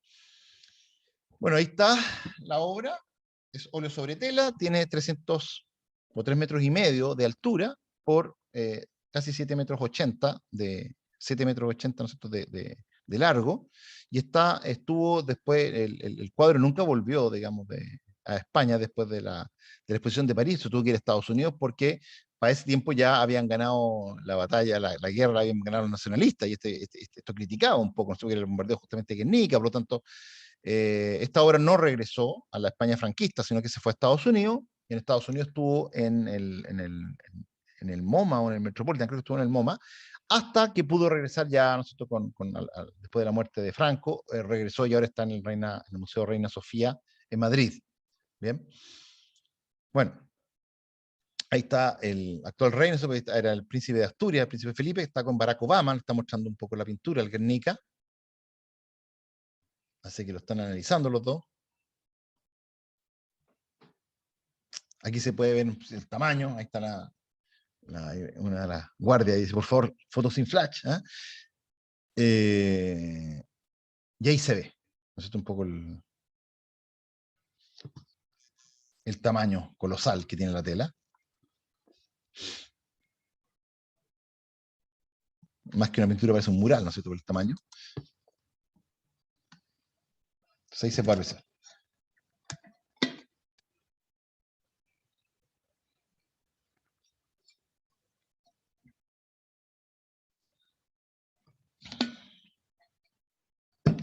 Muchos han calificado esta obra como la obra principal de la historia del arte del siglo XX. ¿Bien? La obra principal de la historia del arte del siglo XX. ¿Qué esconde esta obra? Tratemos de verla entonces. Vamos a analizarla por partes, para analizar un poco este elemento. Lo primero, que aquí hay básicamente 9 figuras, de las cuales se ven nítidamente 8. Hay una que son básicamente 4 mujeres. Esto que sería 1, 2, 3, 4. Se ve un niño, 5. Se ve esta estatua, 6. Y se ven 3 animales. Un caballo, un toro, y hay esa cosa blanca que se alcanza a ver ahí, que no se ve muy bien ahora, pero que es una paloma. Esos son los 9 elementos, podemos decir, que existen en el cuadro, además de los edificios, las luces, las cosas que están ahí. Entonces vamos a tratar de ver un poco este cuadro. Y el cuadro se ha analizado algunos como un tríptico, es decir, que tiene se estructura igual que los retablos medievales, con un panel central y 2 paneles laterales que lo configuran. Entonces ahí estaría una de las alas o de los paneles laterales. Ahí estaría el panel central, ¿se fijan? Y el otro panel lateral. Esa es la primera como clasificación que podríamos tener de la obra, para entenderla.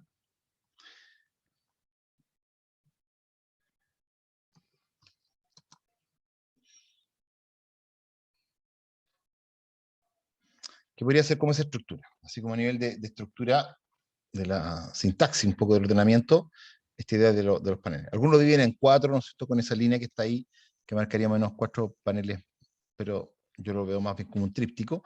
También hay otra clasificación que es la forma triangular que aparece ahí, que estaría dado un poco por la especie de ampolleta, ¿no es cierto?, que está en el sol, y en las diagonales que aparecen ahí, que deja también ver una especie de triángulo, que se alcanza a ver, apreciar una especie de triángulo rectángulo que aparece un poco en la pintura. Que también podríamos decir que se alcanza a apreciar ahí.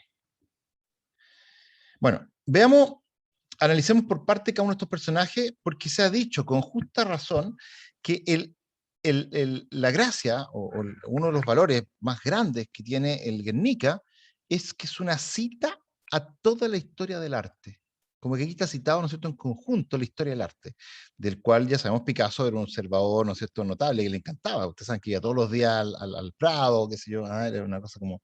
estas cosas le interesaban mucho. Entonces era un asiduo ver referentes, citar a otros artistas. O sea, que hay una gran cita a muchos cuadros de la historia del arte, a muchos periodos de la historia del arte, y que van configurando un poco el significado. Es decir, todo el acervo cultural de Picasso lo va volcando un poco en esta tela.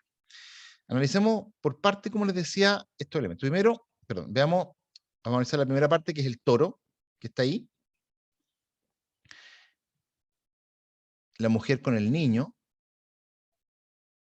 como la primera parte que vamos a analizar. ¿Ya? Entonces veamos.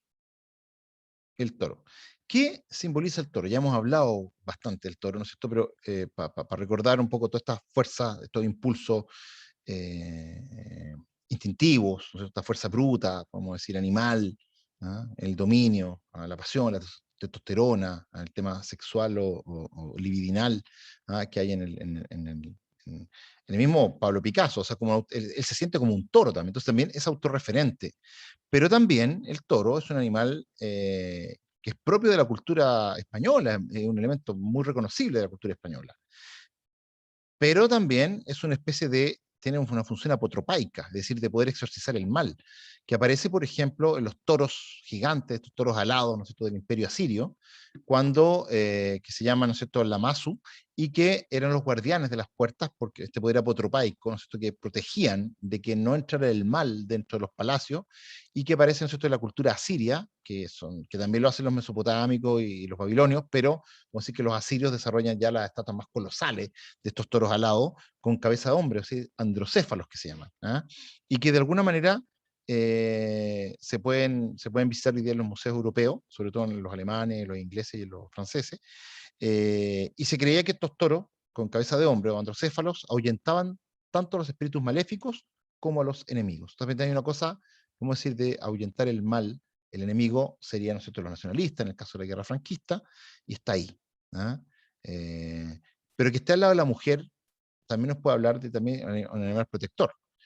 Pero, como les decía, también puede haber otra interpretación, como les decía yo, de que el toro también refleja a lo mejor las propias fuerzas internas de Pablo Picasso. Es él es el toro. Ya lo vimos un poco en algunas pinturas, en algunas, nosotros recién, sobre estas fuerzas desbocadas, ¿no es cierto?, de control, de dominación instintiva, que tiene que ver con estas pulsiones, prácticamente, no gobernadas por la razón, y que en Picasso eran muy fuertes también. Es muy fuerte esto, y hay que entenderlo. Pero también otros dicen, no, pero es que ese mismo toro, y todas esas fuerzas instintivas, destructoras, y todo lo que ustedes quieran, también representa al mismo general Franco. O sea, también sería Franco, de alguna manera. Por lo tanto, queda la obra abierta. Y esto es lo que decíamos, entonces Picasso le preguntaban, bueno, cada uno vea lo que quiera ver, interprete según lo que quiera ver. Pero aquí ya tenemos algunos indicios probablemente de lo que está ahí. Ojo que no todas las cosas son conscientes en un artista, hay muchas cosas que operan también a nivel inconsciente y que son pulsiones que nosotros ve imperiosamente llamado a representarlas, pero que no son muchas veces hechas conscientemente. Pero bueno, tenemos hay unas primeras. Una segunda figura, que es muy dramática, esta mujer que tiene a su hijo muerto en brazos. Esto es bien interesante porque es el drama de las mujeres que pierden a sus hijos, a sus niños, ¿no es cierto?, en este bombardeo cobarde, vil, artero, ¿no es cierto?, que se hace sobre la ciudad de Guernica. Y sabemos que el dolor de una madre que ha perdido a su hijo es el dolor más grande que puede experimentar un ser humano. No es de naturaleza que los padres entierran a sus hijos, ¿no es cierto? Entonces, esto es un grito desgarrado, Es un grito, ¿no es cierto?, que nos resuena, a pesar que es una pintura, pero ya podemos decir que las proporciones naturales del cuerpo humano no sirven para reflejar tanto horror, ya hay que deformarlo. ¿Ah? Esto se deforma de alguna manera para decir que este grito es tan terrible. No sé si ustedes vieron el grito en El Padrino 3, ¿no es cierto? En donde matan a la hija de Al Pacino, ¿no es cierto?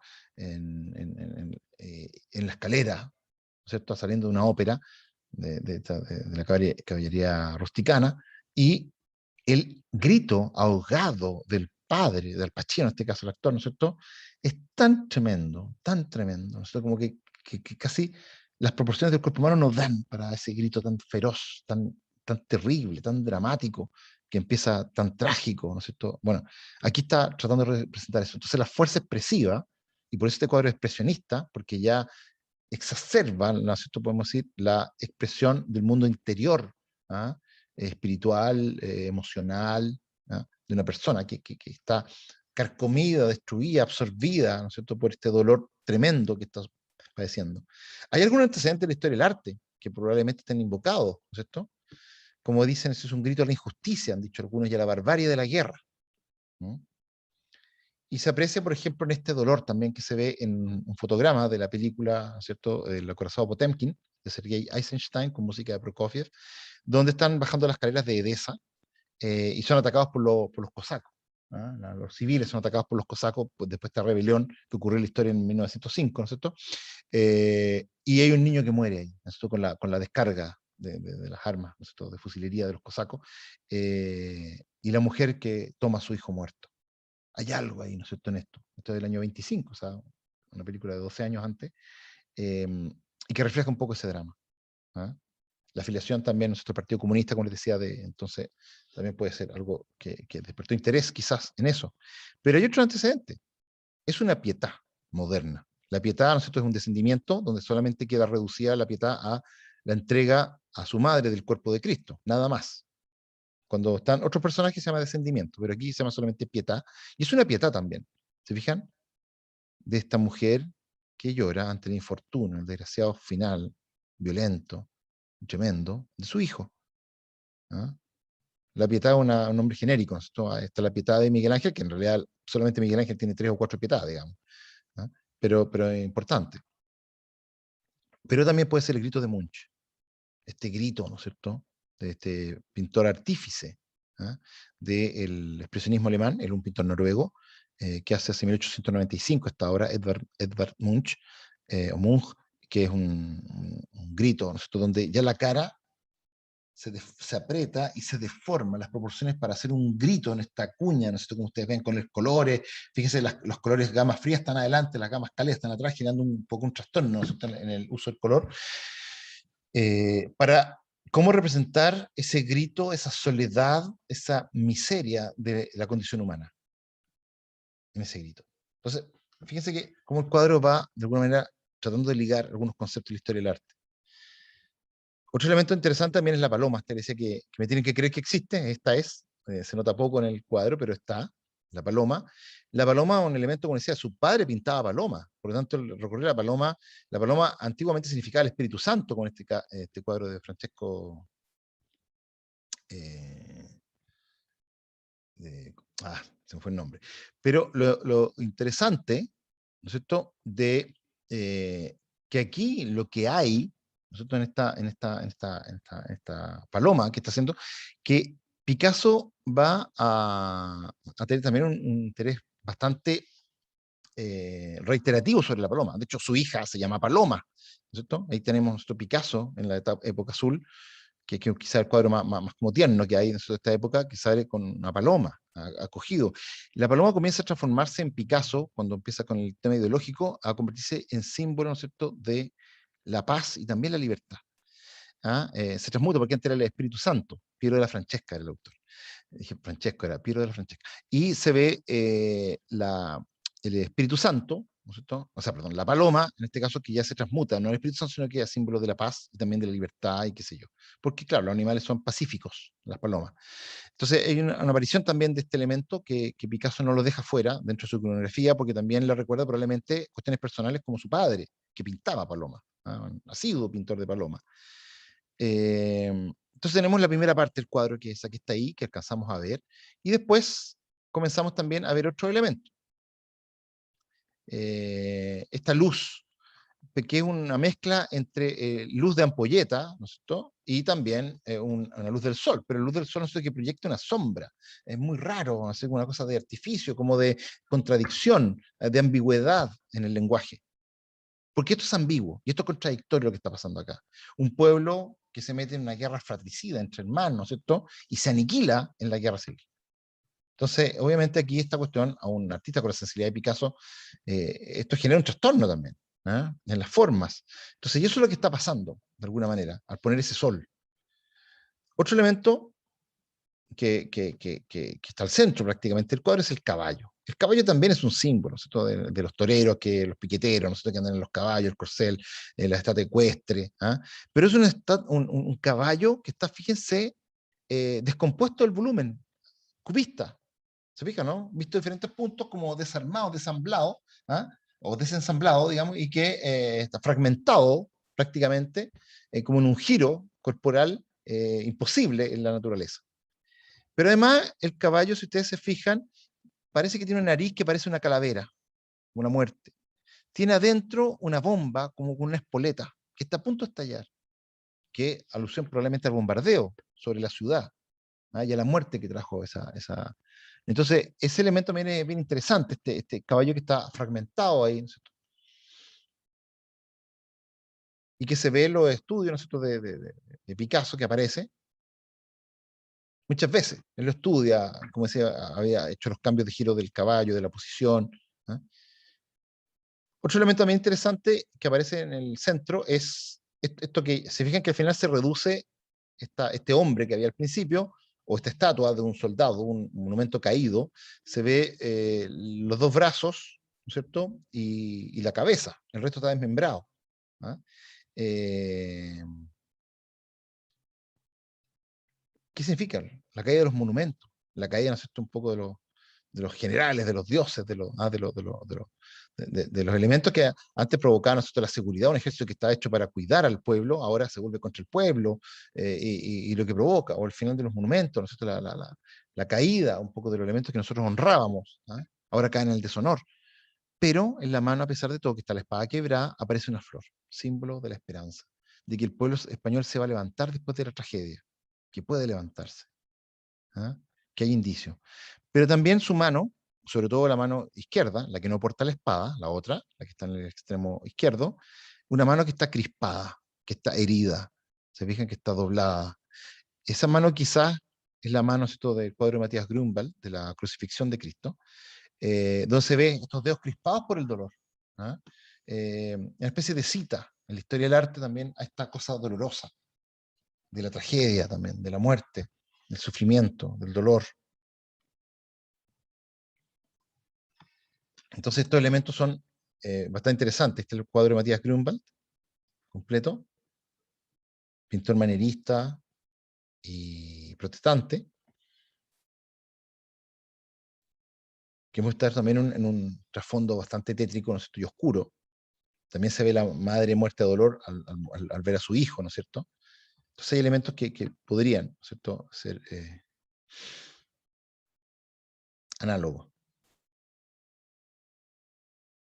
Entonces ahí está el sector, podemos decir, del centro. Y ahí tenemos un poco lo que hemos visto de la parte de la pintura. Y vamos a lo que falta. Aparentemente, ¿no es cierto?, como dice ahí, la humanidad que asiste impotente al horror y grita contra él. Podría ser un símbolo de la República, ¿no es cierto? Esa mujer que grita, que aparece, ¿no es cierto?, con la antorcha, o con la lámpara, o con la vela, con lo que sea, ¿ah? Un grito, ¿no es cierto?, como símbolo de la República, que grita sobre el horror que acontece ahí, y que algo que está, ¿no es cierto?, desmadrándose, que está saliendo fuera de los cabales de toda cordura, lo que ha pasado, ¿ah? Entonces aparece un poco eso. Se dice que este es un rostro de Dora Maar, ¿no?, un tributo a la mujer, a su compañera en ese momento, ¿no es cierto?, que es Dora Maar, y que estaría retratada un poco en eso, ¿ah?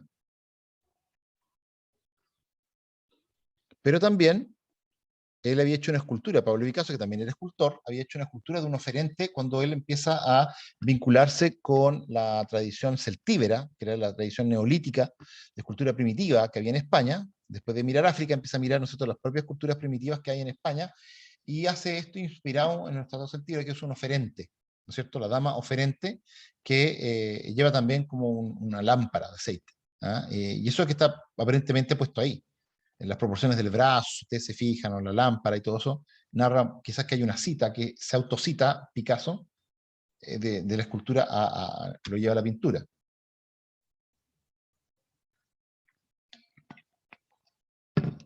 O sea, reconocimiento de los elementos propios de la cultura. El toro, la estatua con los símbolos militares, el caballo, el oferente, la paloma. Se fijan que son elementos del ideario de su tierra, de España, lo propio de España y también lo propio de él.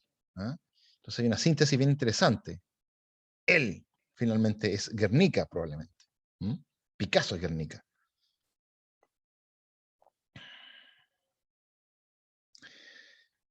Y esto, en la pieza que mi idealidad favorita, digamos, de la obra, es esta mujer que está ahí. Fíjense que, no lo marqué, pero ese elemento que está ahí, como un plano que la atraviesa ahí, ¿cierto? Ese elemento vertical que está ahí, la proporción también que hemos visto de esta mujer que se arrastra, que sale en busca de la luz, ¿ah? De una luz probable que llegue, ¿ah? o que se añora después de tanta desolación y tanto horror. Probablemente sea una cita también, un elemento muy interesante del arte asirio que está en el Museo Inglés, en el British Museum, y que es la leona herida. ¿Ah? Esta leona que está atravesada en su cuarto posterior, nosotros con estas flechas que le atraviesan la columna y la dejan parapléjica, entonces se arrastra con las extremidades anteriores, con las manos, se arrastra, arrastrando su cuerpo. Acuérdense que los reyes asirios, los que van a ser reyes, tenían que demostrar su valentía matando un león, o cazando un león. ¿Ah? Con flecha, con lanza.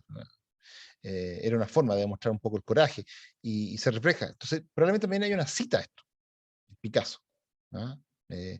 La forma en que la presenta también es bastante dramática, puede ser un elemento la composición. Y nos quedaría este elemento, que es esta persona, una mujer, ¿no es cierto?, que está ardiendo, el fuego, ¿ah? En el edificio, está absolutamente quemándose, ¿no es cierto?, con los brazos abiertos, desesperada. ¿Ah? Es la parte que nos recuerda más el bombardeo, de hecho, con el edificio completo. ¿Ah? Es la parte que más se puede apreciar, digamos. Pero también quizá el referente sea los fusilamientos en Madrid del 2 de mayo, del 3 de mayo, después del alzamiento, ¿no? Después de que las tropas napoleónicas ocuparan Madrid, viene el alzamiento del pueblo, que se revela el 2 de mayo, y a los que tomaron prisioneros finalmente los fusilan. Son los fusilamientos el 3 de mayo, ¿ah? de Goya. Entonces, quizá hay una cita también en los brazos extendidos, estoy gritando viva España, ¿ah? En algo así. Esta idea ya, pero ahora no es contra un invasor, sino que contra el mismo pueblo que se ha vuelto contra sí mismo, contra su hermano, ¿ah? Que es el drama de las guerras civiles. Entonces también hay una cita ahí, quizás también la historia del arte, en este caso a Goya, un pintor que también admiraba mucho Picasso, que está ahí presente.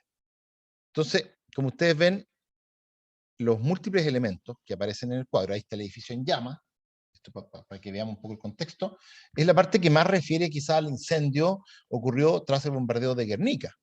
Las torres, ya vimos los edificios estos en altura que quedan incendiados por los bombardeos o destruidos, y esta persona como que está siendo abrazada por el fuego en un grito de desesperación. Entonces va conformando un poco los elementos del cuadro. Entonces es interesante cuando nosotros vamos viendo los distintos elementos que va teniendo el cuadro, que tenemos por un lado la mujer que se está quemando, al otro lado tenemos la mujer que está con su niño muerto, y empiezan a aparecer, ¿no es cierto?, la otra mujer que está atravesada por la lanza, o la cara que aparece con ¿no es cierto?, este grito de la República, con la lámpara encendida, o el caballo, ¿no?, o la escultura de este soldado, o esta estatua, o el sol, iluminado por una ampolleta, ¿no es cierto?, con una especie de contradicción o de ambigüedad, la paloma y el toro van conformando todo, ¿no es cierto?, el cuadro de el Guernica de Picasso. Se fijan, hemos hecho una especie de descomposición analítica para analizar elemento por elemento y qué es lo que va simbolizando toda esta cosa. Pero ¿es todo Picasso? ¿Es todo el Guernica eso? Quizá habría que decir algunas cosas finales, unas consideraciones finales o casi finales, digamos. Primero, lo que les decía yo, separar el Guernica de Picasso es muy diferente, como tratar de separar, ¿no es cierto?, Frida Kahlo de su pintura. Si bien es cierto que se retrata un hecho muy relevante y doloroso, no hay que olvidar algo. En Guernica lo que está es Picasso. Quien ve Guernica, ve Picasso.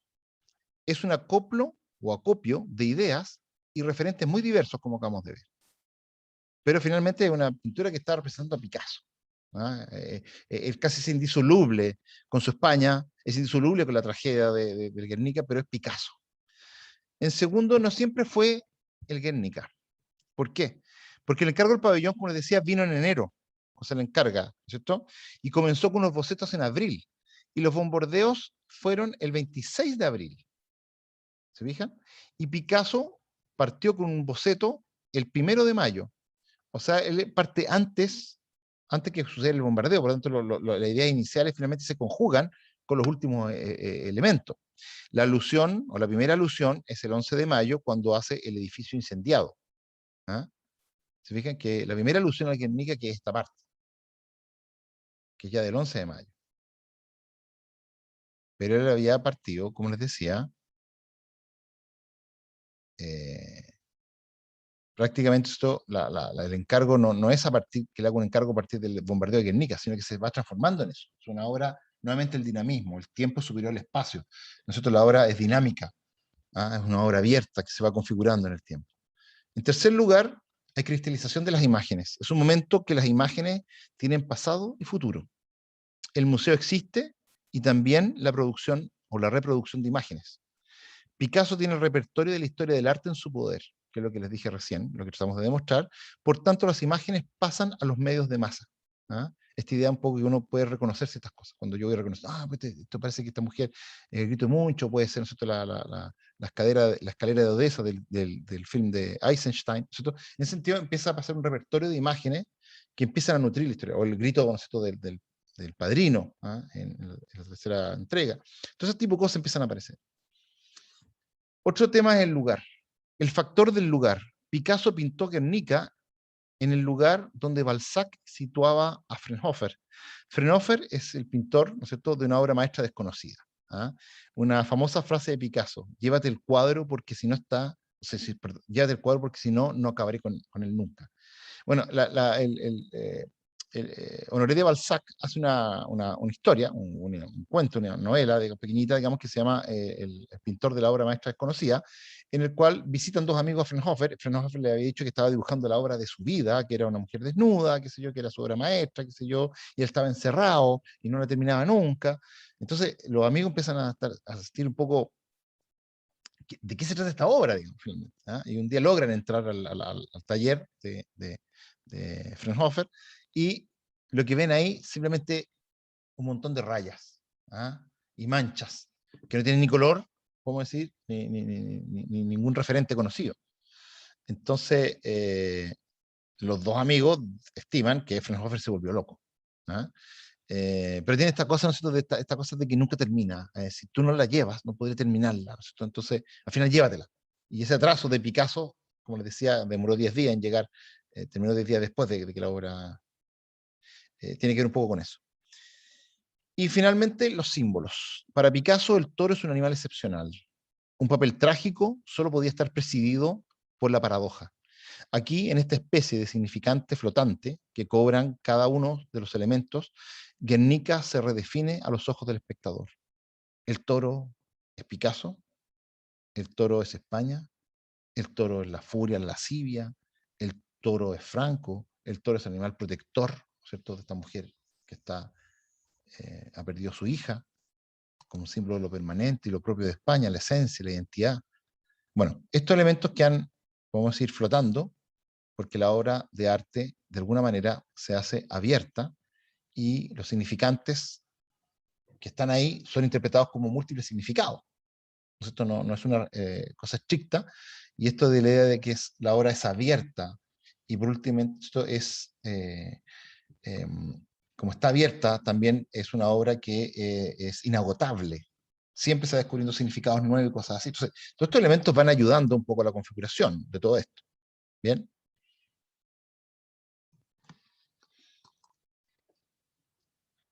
Ahí tenemos el fragmento, ahí se ven incluso las correcciones. Denme un segundo, voy a prender la luz.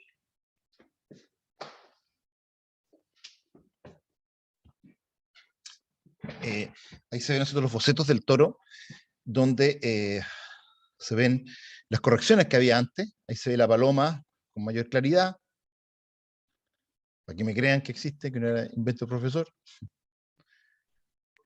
La mujer, ¿no es cierto?, con su hijo muerto.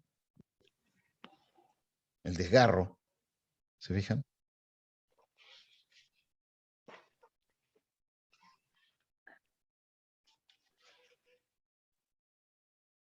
Entonces, estos son algunos de los elementos que podríamos decir porque esta obra se constituye en una de las piezas fundamentales de la historia del arte del siglo XX. ¿Ah? ¿Es bella? Podría ser una pregunta interesante. ¿La belleza tiene que ver con proporciones, tiene que ver con cánones estéticos, o tiene que ver nosotros con verdad, por último? ¿Ah?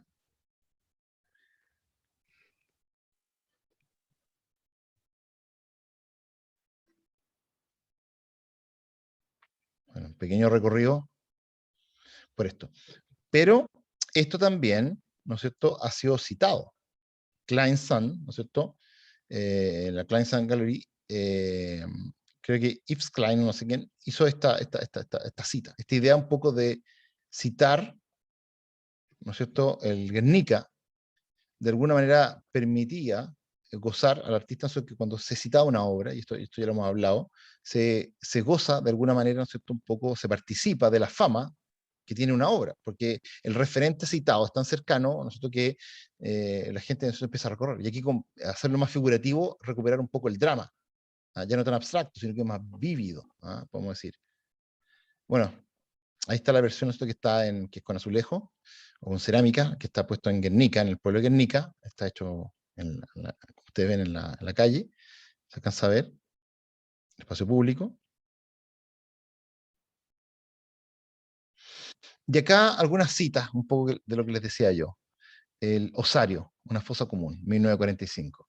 Aquí tiene que ver ya esta pintura de denuncia, después de la Segunda Guerra Mundial, pensemos estos osarios que se descubrieron, de gente, por ejemplo, la matanza de Katyn, aquí se culpó a los alemanes en esa época, pero habían sido los rusos que mataron, ¿cierto?, a una gran cantidad de oficiales del ejército polaco. Bueno, y así muchas veces, muchas tumbas comunes, digamos, de soldados que fueron ejecutados, gente que fue ejecutada, civiles. Entonces este drama empieza la pintura a ser denunciada por la pintura de Picasso.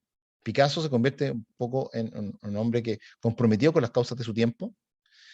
Quizás otra muy dramática, una de las últimas pinturas que tiene, no es la última, pero una de las últimas es esta, que es La Matanza de Corea, que básicamente es una pintura que hizo Pablo Picasso sobre una matanza que hubo, ¿no es cierto?, de los soldados estadounidenses sobre la población civil coreana, y que lo fueron fusilados. Entonces aquí la cita es evidente al cuadro de Goya, del fusilamiento de Mayo. Se fijan que son soldados casi abstractos, que no se le, como acá los franceses fusilan a los españoles, que no se le ven las caras, no se tuvo hombres fuertes de espalda, aquí representado matemáticamente como un cuadrado, ¿no es cierto?, lo duro, lo rígido, frente a lo voluble, ¿no es cierto?, a lo amistoso, a lo inocente, ¿no es cierto?, del círculo, que representa un poco en la pintura la composición general, un poco, ¿no es cierto?, de este cuadro de La Matanza de Corea. Entonces, podemos decir que aquí lo que hace Picasso es que critica el belicismo de la época, ¿no es cierto?, y lanza un último grito en favor de la paz, por toda esta guerra, sucesión de guerras que interrumpía en Europa, ¿no es cierto?, como les decía, y después que se trasladan, ¿no es cierto?, a Oriente. Y hay una última del año 52, que es que es el mural de la guerra y la paz, que está en Vallauris, el último lugar donde él vivió, y que aquí se ve, parece, ¿no es cierto?, una especie de apocalipsis, porque se ven los 4 jinetes, que son estos 4 caballos negros, o estos corceles, que parece que llevan, ¿no es cierto?, y como que se ven las sombras de estos jinetes arriba, y que están luchando, y la guerra, bueno, y nuevamente, la paz, esta especie de demonio que está ahí, y aquí la paz con la paloma, ¿no es cierto?, la balanza de la justicia, que se opone, pero fíjense el porcentaje que ocupa la maldad y el pequeño reducto de la esperanza y de la paz, para alcanzar un poco esto. Entonces, la pintura de Picasso es interesante en ese sentido. Esta obra la traje a colación simplemente porque es ya lo vieron, ¿no es cierto?, que una recreación de las Meninas de Velázquez, que en la cita siempre se decía, ¿dónde andabas? En el Prado. ¿Y qué había ahí de nuevo? Ah, las Meninas, decía él. Le encantaban las Meninas, un montón de cuadros de las Meninas. Pero aquí lo interesante de este cuadro tiene que ver un poco con lo que él entiende, Picasso, del rol del artista. El rol del artista, como se ve acá, ¿se fijan? Es un artista gigante. Están todos los personajes que reconocemos. A Nicolásito, al Mastín, a Mari Bárbola, ¿no es cierto?, a la infanta Margarita, a las dos Meninas, ¿no es cierto?, a Francisco de Ulloa, bueno, a la monja, ¿no es cierto?, al aposentador Velázquez, ¿no es cierto?, el espejo de los reyes. Bueno, están todos los personajes acá. Esta es la cita del cuadro. Pero aquí fíjense, si ya Velázquez logra ponerse, porque este cuadro se llama el nombre original se llama La Familia Felipe IV, llamada después Las Meninas, que se lo daña Agustina de Sarmiento y de Velasco, la otra, ¿no es cierto?, Isabel de Velasco, que básicamente da el nombre al cuadro, pero el cuadro se llama La Familia Felipe IV, y Velázquez se ha pintado dentro de la familia. O sea, él se pinta como un miembro de la familia real, o perteneciente a la realeza, es decir, es la conquista del artista que ha logrado ser reconocido a un pintor de corte, que ha sido reconocido ya no como un mero artesano, sino como un hombre que tiene un talento. Pero Picasso lo que hace es que agranda la figura. El importante es el artista, soy yo, nuevamente el pintor autorreferente, Picasso. Yo he llegado a ser Picasso, como es la introducción. ¿Se fijan? Entonces el rol creciente que cobra el artista dentro de esto. Para terminar, o casi terminar, ¿no es cierto?, no todo es dulce o miel en la vida de Picasso, tiene mucho de agraz. Esta personalidad, ¿no es cierto?, autorreferente, muchas veces egoísta, muchas veces, ¿no es cierto?, con este complejo, ¿no es cierto?, de este toro, que avasalla con todo y que exprime, como decía Dora Maar, ¿no es cierto?, exprime el limón hasta sacarle la última gota de jugo, como te absorbe la energía. Aquí tenemos a las desgracias que hay en torno a lo que rondan a Picasso. Pablito, nieto de Picasso, se suicidó ingiriendo lejía, es decir, podemos decir cloro, 2 días después del funeral de Picasso. No lo dejaron entrar. La Jacqueline Roque no la dejó entrar a la familia de Picasso, a la antigua familia de Picasso, al funeral, y él muy triste, ¿no es cierto?, se tomó lejía y sufrió una agonía que 3 meses, le perforó el estómago, no podía comer porque tenía perforado el estómago, murió desnutrido, en tortura muy dolorosa, podemos decir. En la imagen, poco antes de morir, junto a su hermana Marina. Era hijo de Paulo, que el hijo, ¿no es cierto?, también que había tenido con Olga Coclova, Picasso, y que también ahí está, el hijo mayor de Pablo Picasso, que también se llama Pablo, o Paulo, que murió el 5 de junio de 1975. Nosotros estamos hablando de prácticamente 3 años después de Picasso, o 2 años después de Picasso, a la edad de 55 años, a causa de las complicaciones derivadas del abuso alcohólico. Un hijo ninguneado, que lo encontraba que era poco inteligente, poco vivo, ¿no es cierto?, ninguneado por su padre, muy duro con él. Claro, pero fue todo un hombre acomplejado que cayó en la bebida finalmente, ¿no es cierto?, y en una mala relación, ¿no es cierto? Marie Thérèse, ¿se acuerdan? También, esta niña de 17 años que conoció y que, bueno, en 1967, sí, también, está hablando 3 años, 4 años después, o 5 años después de la muerte de Picasso, también se quitó la vida. Y finalmente, Jacqueline Roque, ¿no es cierto?, que la última mujer, la última musa, se suicidó el 15 de octubre de 1986 a los 60 años. También una estela de muerte, de una persona que logra, ¿no es cierto?, tomar toda la energía, absorber toda la energía de las otras personas. También nos da la paradoja del artista. Así que para terminar, simplemente digo, Pablo Picasso, a modo de conclusión, Pablo Picasso no solo es el artista más conocido del entorno contemporáneo, sino que su obra también satisface las sensibilidades más diferenciadas. A ello contribuyeron varios factores: su larga vida, su extensa y diversa y abundante producción, su capacidad de actualizar grandes temas sin contravenir las leyes de la figuración, su sensibilidad para dotar a un siglo masacrado por la violencia con una imagen capaz de unir el deseo de paz y las expresiones de dolor y del absurdo.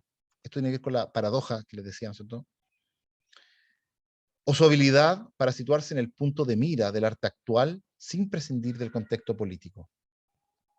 Además, junto a sus inequívocas imágenes personales que traslucen vitalidad, potencia y diversidad afectiva, también supo promover su identidad y sus raíces.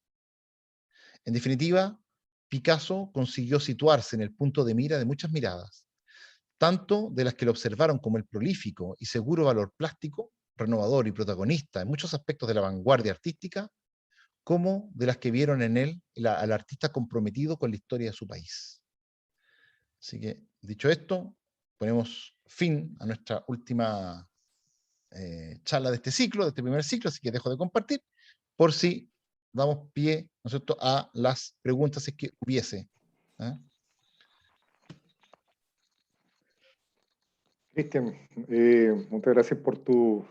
Wow, estuvo bastante exhaustiva, sobre todo en cuanto a lo que, en cuanto a lo que mencionaste desde un principio, este acople de la temporalidad, y de acuerdo a lo que también ahí por interno me estaban mencionando en cuanto a la expresión, ¿verdad?, que él podía plasmar en sus obras, que francamente se agradece en este caso el acercamiento que también nos has podido, ¿verdad?, entregar durante esta tarde, y respecto a lo cual también se agradece bastante.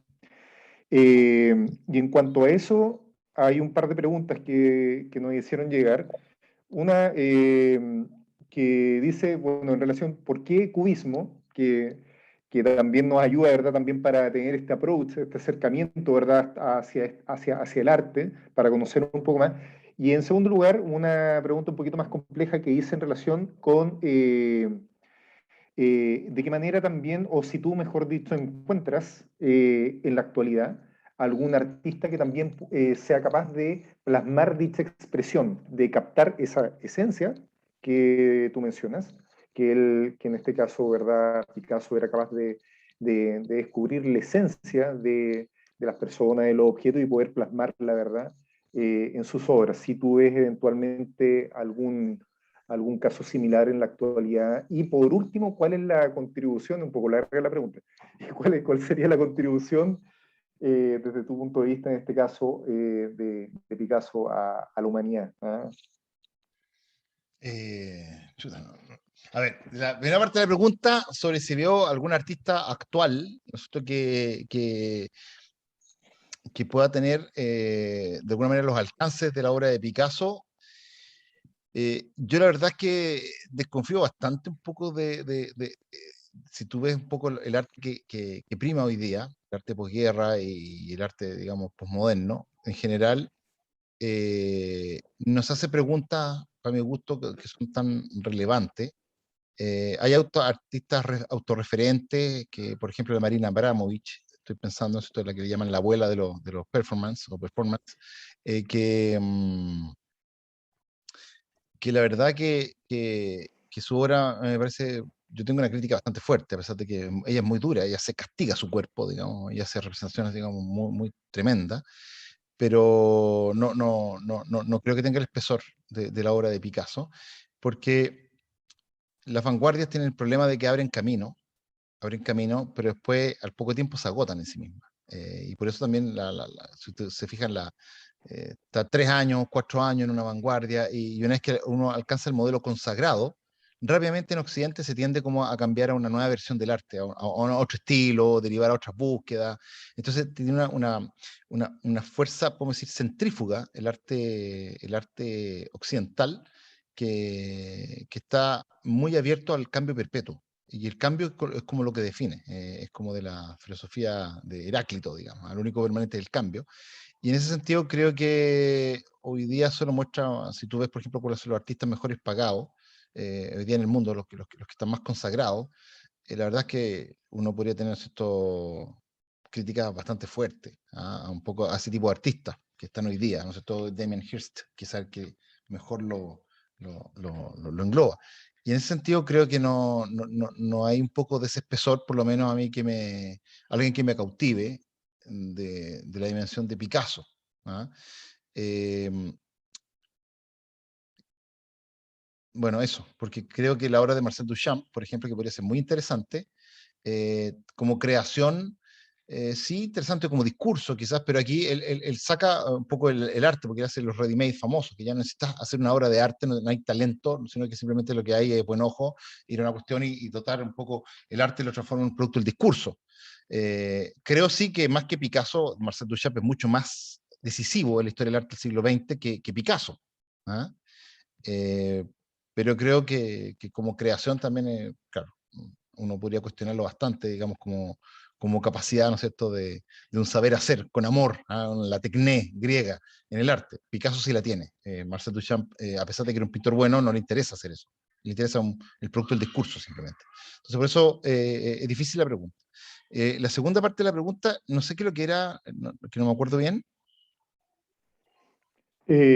¿Cuál sería el aporte de Picasso a la humanidad, en definitiva, desde tu punto de vista? O sea, ¿por qué creo que es importante? Bueno, donde quizás esa fortaleza también sea su debilidad, pero creo que logra conjugar la voz de su tiempo. Un artista cuando logra, ¿no es cierto?, entender su época y de alguna forma plasmarla, porque fíjate que la obra más importante del siglo XX, si podríamos llamar que el Guernica de Picasso, no es una obra que uno podría de buena primera llamar bella, pero es de tal brutalidad la verdad desnuda que muestra, que es imposible, yo creo ahora que ustedes saben de qué significa y de qué trata el cuadro, no sé, todas estas cosas, como decir, cómo pasar desapercibida esta obra. ¿Ah? En ese sentido, como que nos cuestiona de una manera tan brutal, pienso yo, que ya los cánones tradicionales no podrían representar lo que está representando Picasso.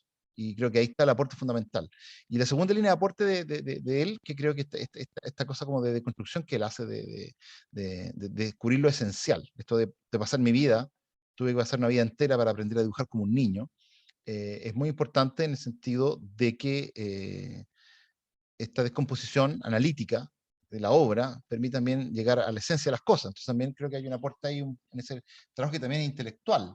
Yo creo que el arte finalmente es una forma que está revestida, o pues, al revés, digamos, es un pensamiento que está revestido de una forma, es un vestido, el arte que permite en su reflexionar cosas más profundas. Entonces yo creo que en ese sentido Picasso hace preguntas que son profundas, y en ese sentido creo que está el valor de su obra. ¿Sí? Perfecto. Bueno, de hecho también ahí nos hacen otra pregunta una pregunta más, más de tipo formal, señalan cuáles son los factores que se consideraron para elegir las obras analizadas en el presente ciclo, cuáles vamos a seguir viendo, quizás ahí nos vamos a adelantar en todo caso para la invitación que les vamos a dejar ya para la próxima semana. Pero efectivamente obedece en definitiva también a generar un primer acercamiento, ¿verdad? Sobre todo para comenzar a compartir también, a instaurar también estos valores que se pueden encontrar a través de las obras de arte, a través de las obras tal vez más representativas que se pueden abordar y respecto a las cuales también se puede llegar a generar un entendimiento más cercano en función también del conocimiento que se tiene. Perfecto. Hay una pregunta interesante que dice, Cecilia dice, me gustaría formular una pregunta sobre el ciclo. ¿Qué factores consideró para escoger las obras analizadas? Y si el ciclo hubiese continuado, ¿qué otras obras hubiera incluido? Escogimos con dos criterios. Uno, primero, que una obra soportara una clase. O sea, no todas las obras soportan hablar 2 horas de una clase, que yo le dije ya creo en algún momento que hice un semestre entero, 6 meses, a hablar de un solo cuadro, que fue el Jardín de las Delicias, que es un cuadro bastante complejo y que una clase no basta para abordarla, digamos. Y traté de hacerlo una vez y fue un desastre, digamos, que no se puede hablar 1 hora del cuadro, o 2 horas, pero hay que ocuparle meses a hablar de ese cuadro. Pero en general, un cuadro que de alguna manera diera por una reflexión profunda, ¿no es cierto?, que se sostuviera, ¿no es cierto?, en un análisis que durase toda una charla, o sea, que soportara la clase y el interés de las personas. Y el segundo criterio es que aportaran valor, en el sentido práctica de la virtud, en el sentido que fueran en línea con los lineamientos un poco de la Universidad de San Sebastián, ¿no es cierto?, que es muy bonito un poco todo el plan, ¿no es cierto?, el trabajo de las virtudes y los valores, que creo que es una cosa que se echa de menos. Entonces, el trabajo de mostrarnos esta verdad desnuda, ¿no es cierto?, en el caso de Picasso, un poco demostrarnos el drama de la guerra, ¿no es cierto? El drama de la muerte de los inocentes, de la injusticia, todo ese tipo de cosas, se consideró que era un tema como presentarlo. Y también ya vimos las obras, ¿no es cierto?, con todos estos cuestionamientos que surgen en una época, los conflictos religiosos que vimos, por ejemplo, en la Pietà, perdón, no en la Pietà, sino que en el Moisés de Miguel Ángel, ¿ah? O también esta idea, ¿no es cierto?, del desnudo como pureza y verdad, ¿ah? De estar solo ante Dios, ¿ah? El tema de la fe también, estoy solo tengo por arma a Yahvé, ¿ah? En el caso del David, o en el caso de la Mona Lisa, vimos, ¿no es cierto?, también de la Última Cena, elementos, ¿no es cierto?, que tiene que ver un poco con eso. Entonces, eso fue un mix de sistemas valóricos por un lado, o sea, que propusieran valores, ¿ah? Que fueran dignos de imitar, como decir, y por otro lado, los criterios de que la obra sea de interés general y que soporte también un análisis. Claro, seguramente el no poder hacer una clase de 2 horas de una pintura es más por un problema probablemente del profesor que de la obra, porque la obra siempre, como dije, las obras de arte son inagotables, o sea, pueden sacar muchas cosas, pero entonces habría que conjugar un poco incluso ese tercer elemento, la capacidad que tenga el profesor de penetrar un campo, ¿no es cierto?, de una obra, que también podemos decir que es otro criterio. Así que, y yo creo que quizás un último punto es el misterio. Que los cuadros no sean simplemente una descripción formal del acontecimiento que narra, sino que lo que hay detrás de la pintura, o sea, que sea suficientemente atractivo, que aquí escondan cuestiones que no están, no sé, a buenas y a primeras no se aprecian, pero que sin embargo están ahí como estructuras subyacentes, como mensajes medio ocultos, sin ser esotéricos, digamos, pero sí que estuvieran mensajes ocultos, profundos, interesantes, y que creo que en ese sentido el curso cumplió, digamos, cumplió su cometido, digamos. Eso. Muchas gracias, Cristian. Y nuevamente agradecer en este caso tu participación y sin duda alguna también la participación de todos los asistentes, de los académicos, de nuestros estudiantes que también se encuentran presentes y sin duda alguna a la comunidad externa a nuestra institución que nos están acompañando literalmente en todo Chile, o casi todo Chile, o sea, desde Puerto Montt, Valdivia, Concepción y también en Santiago.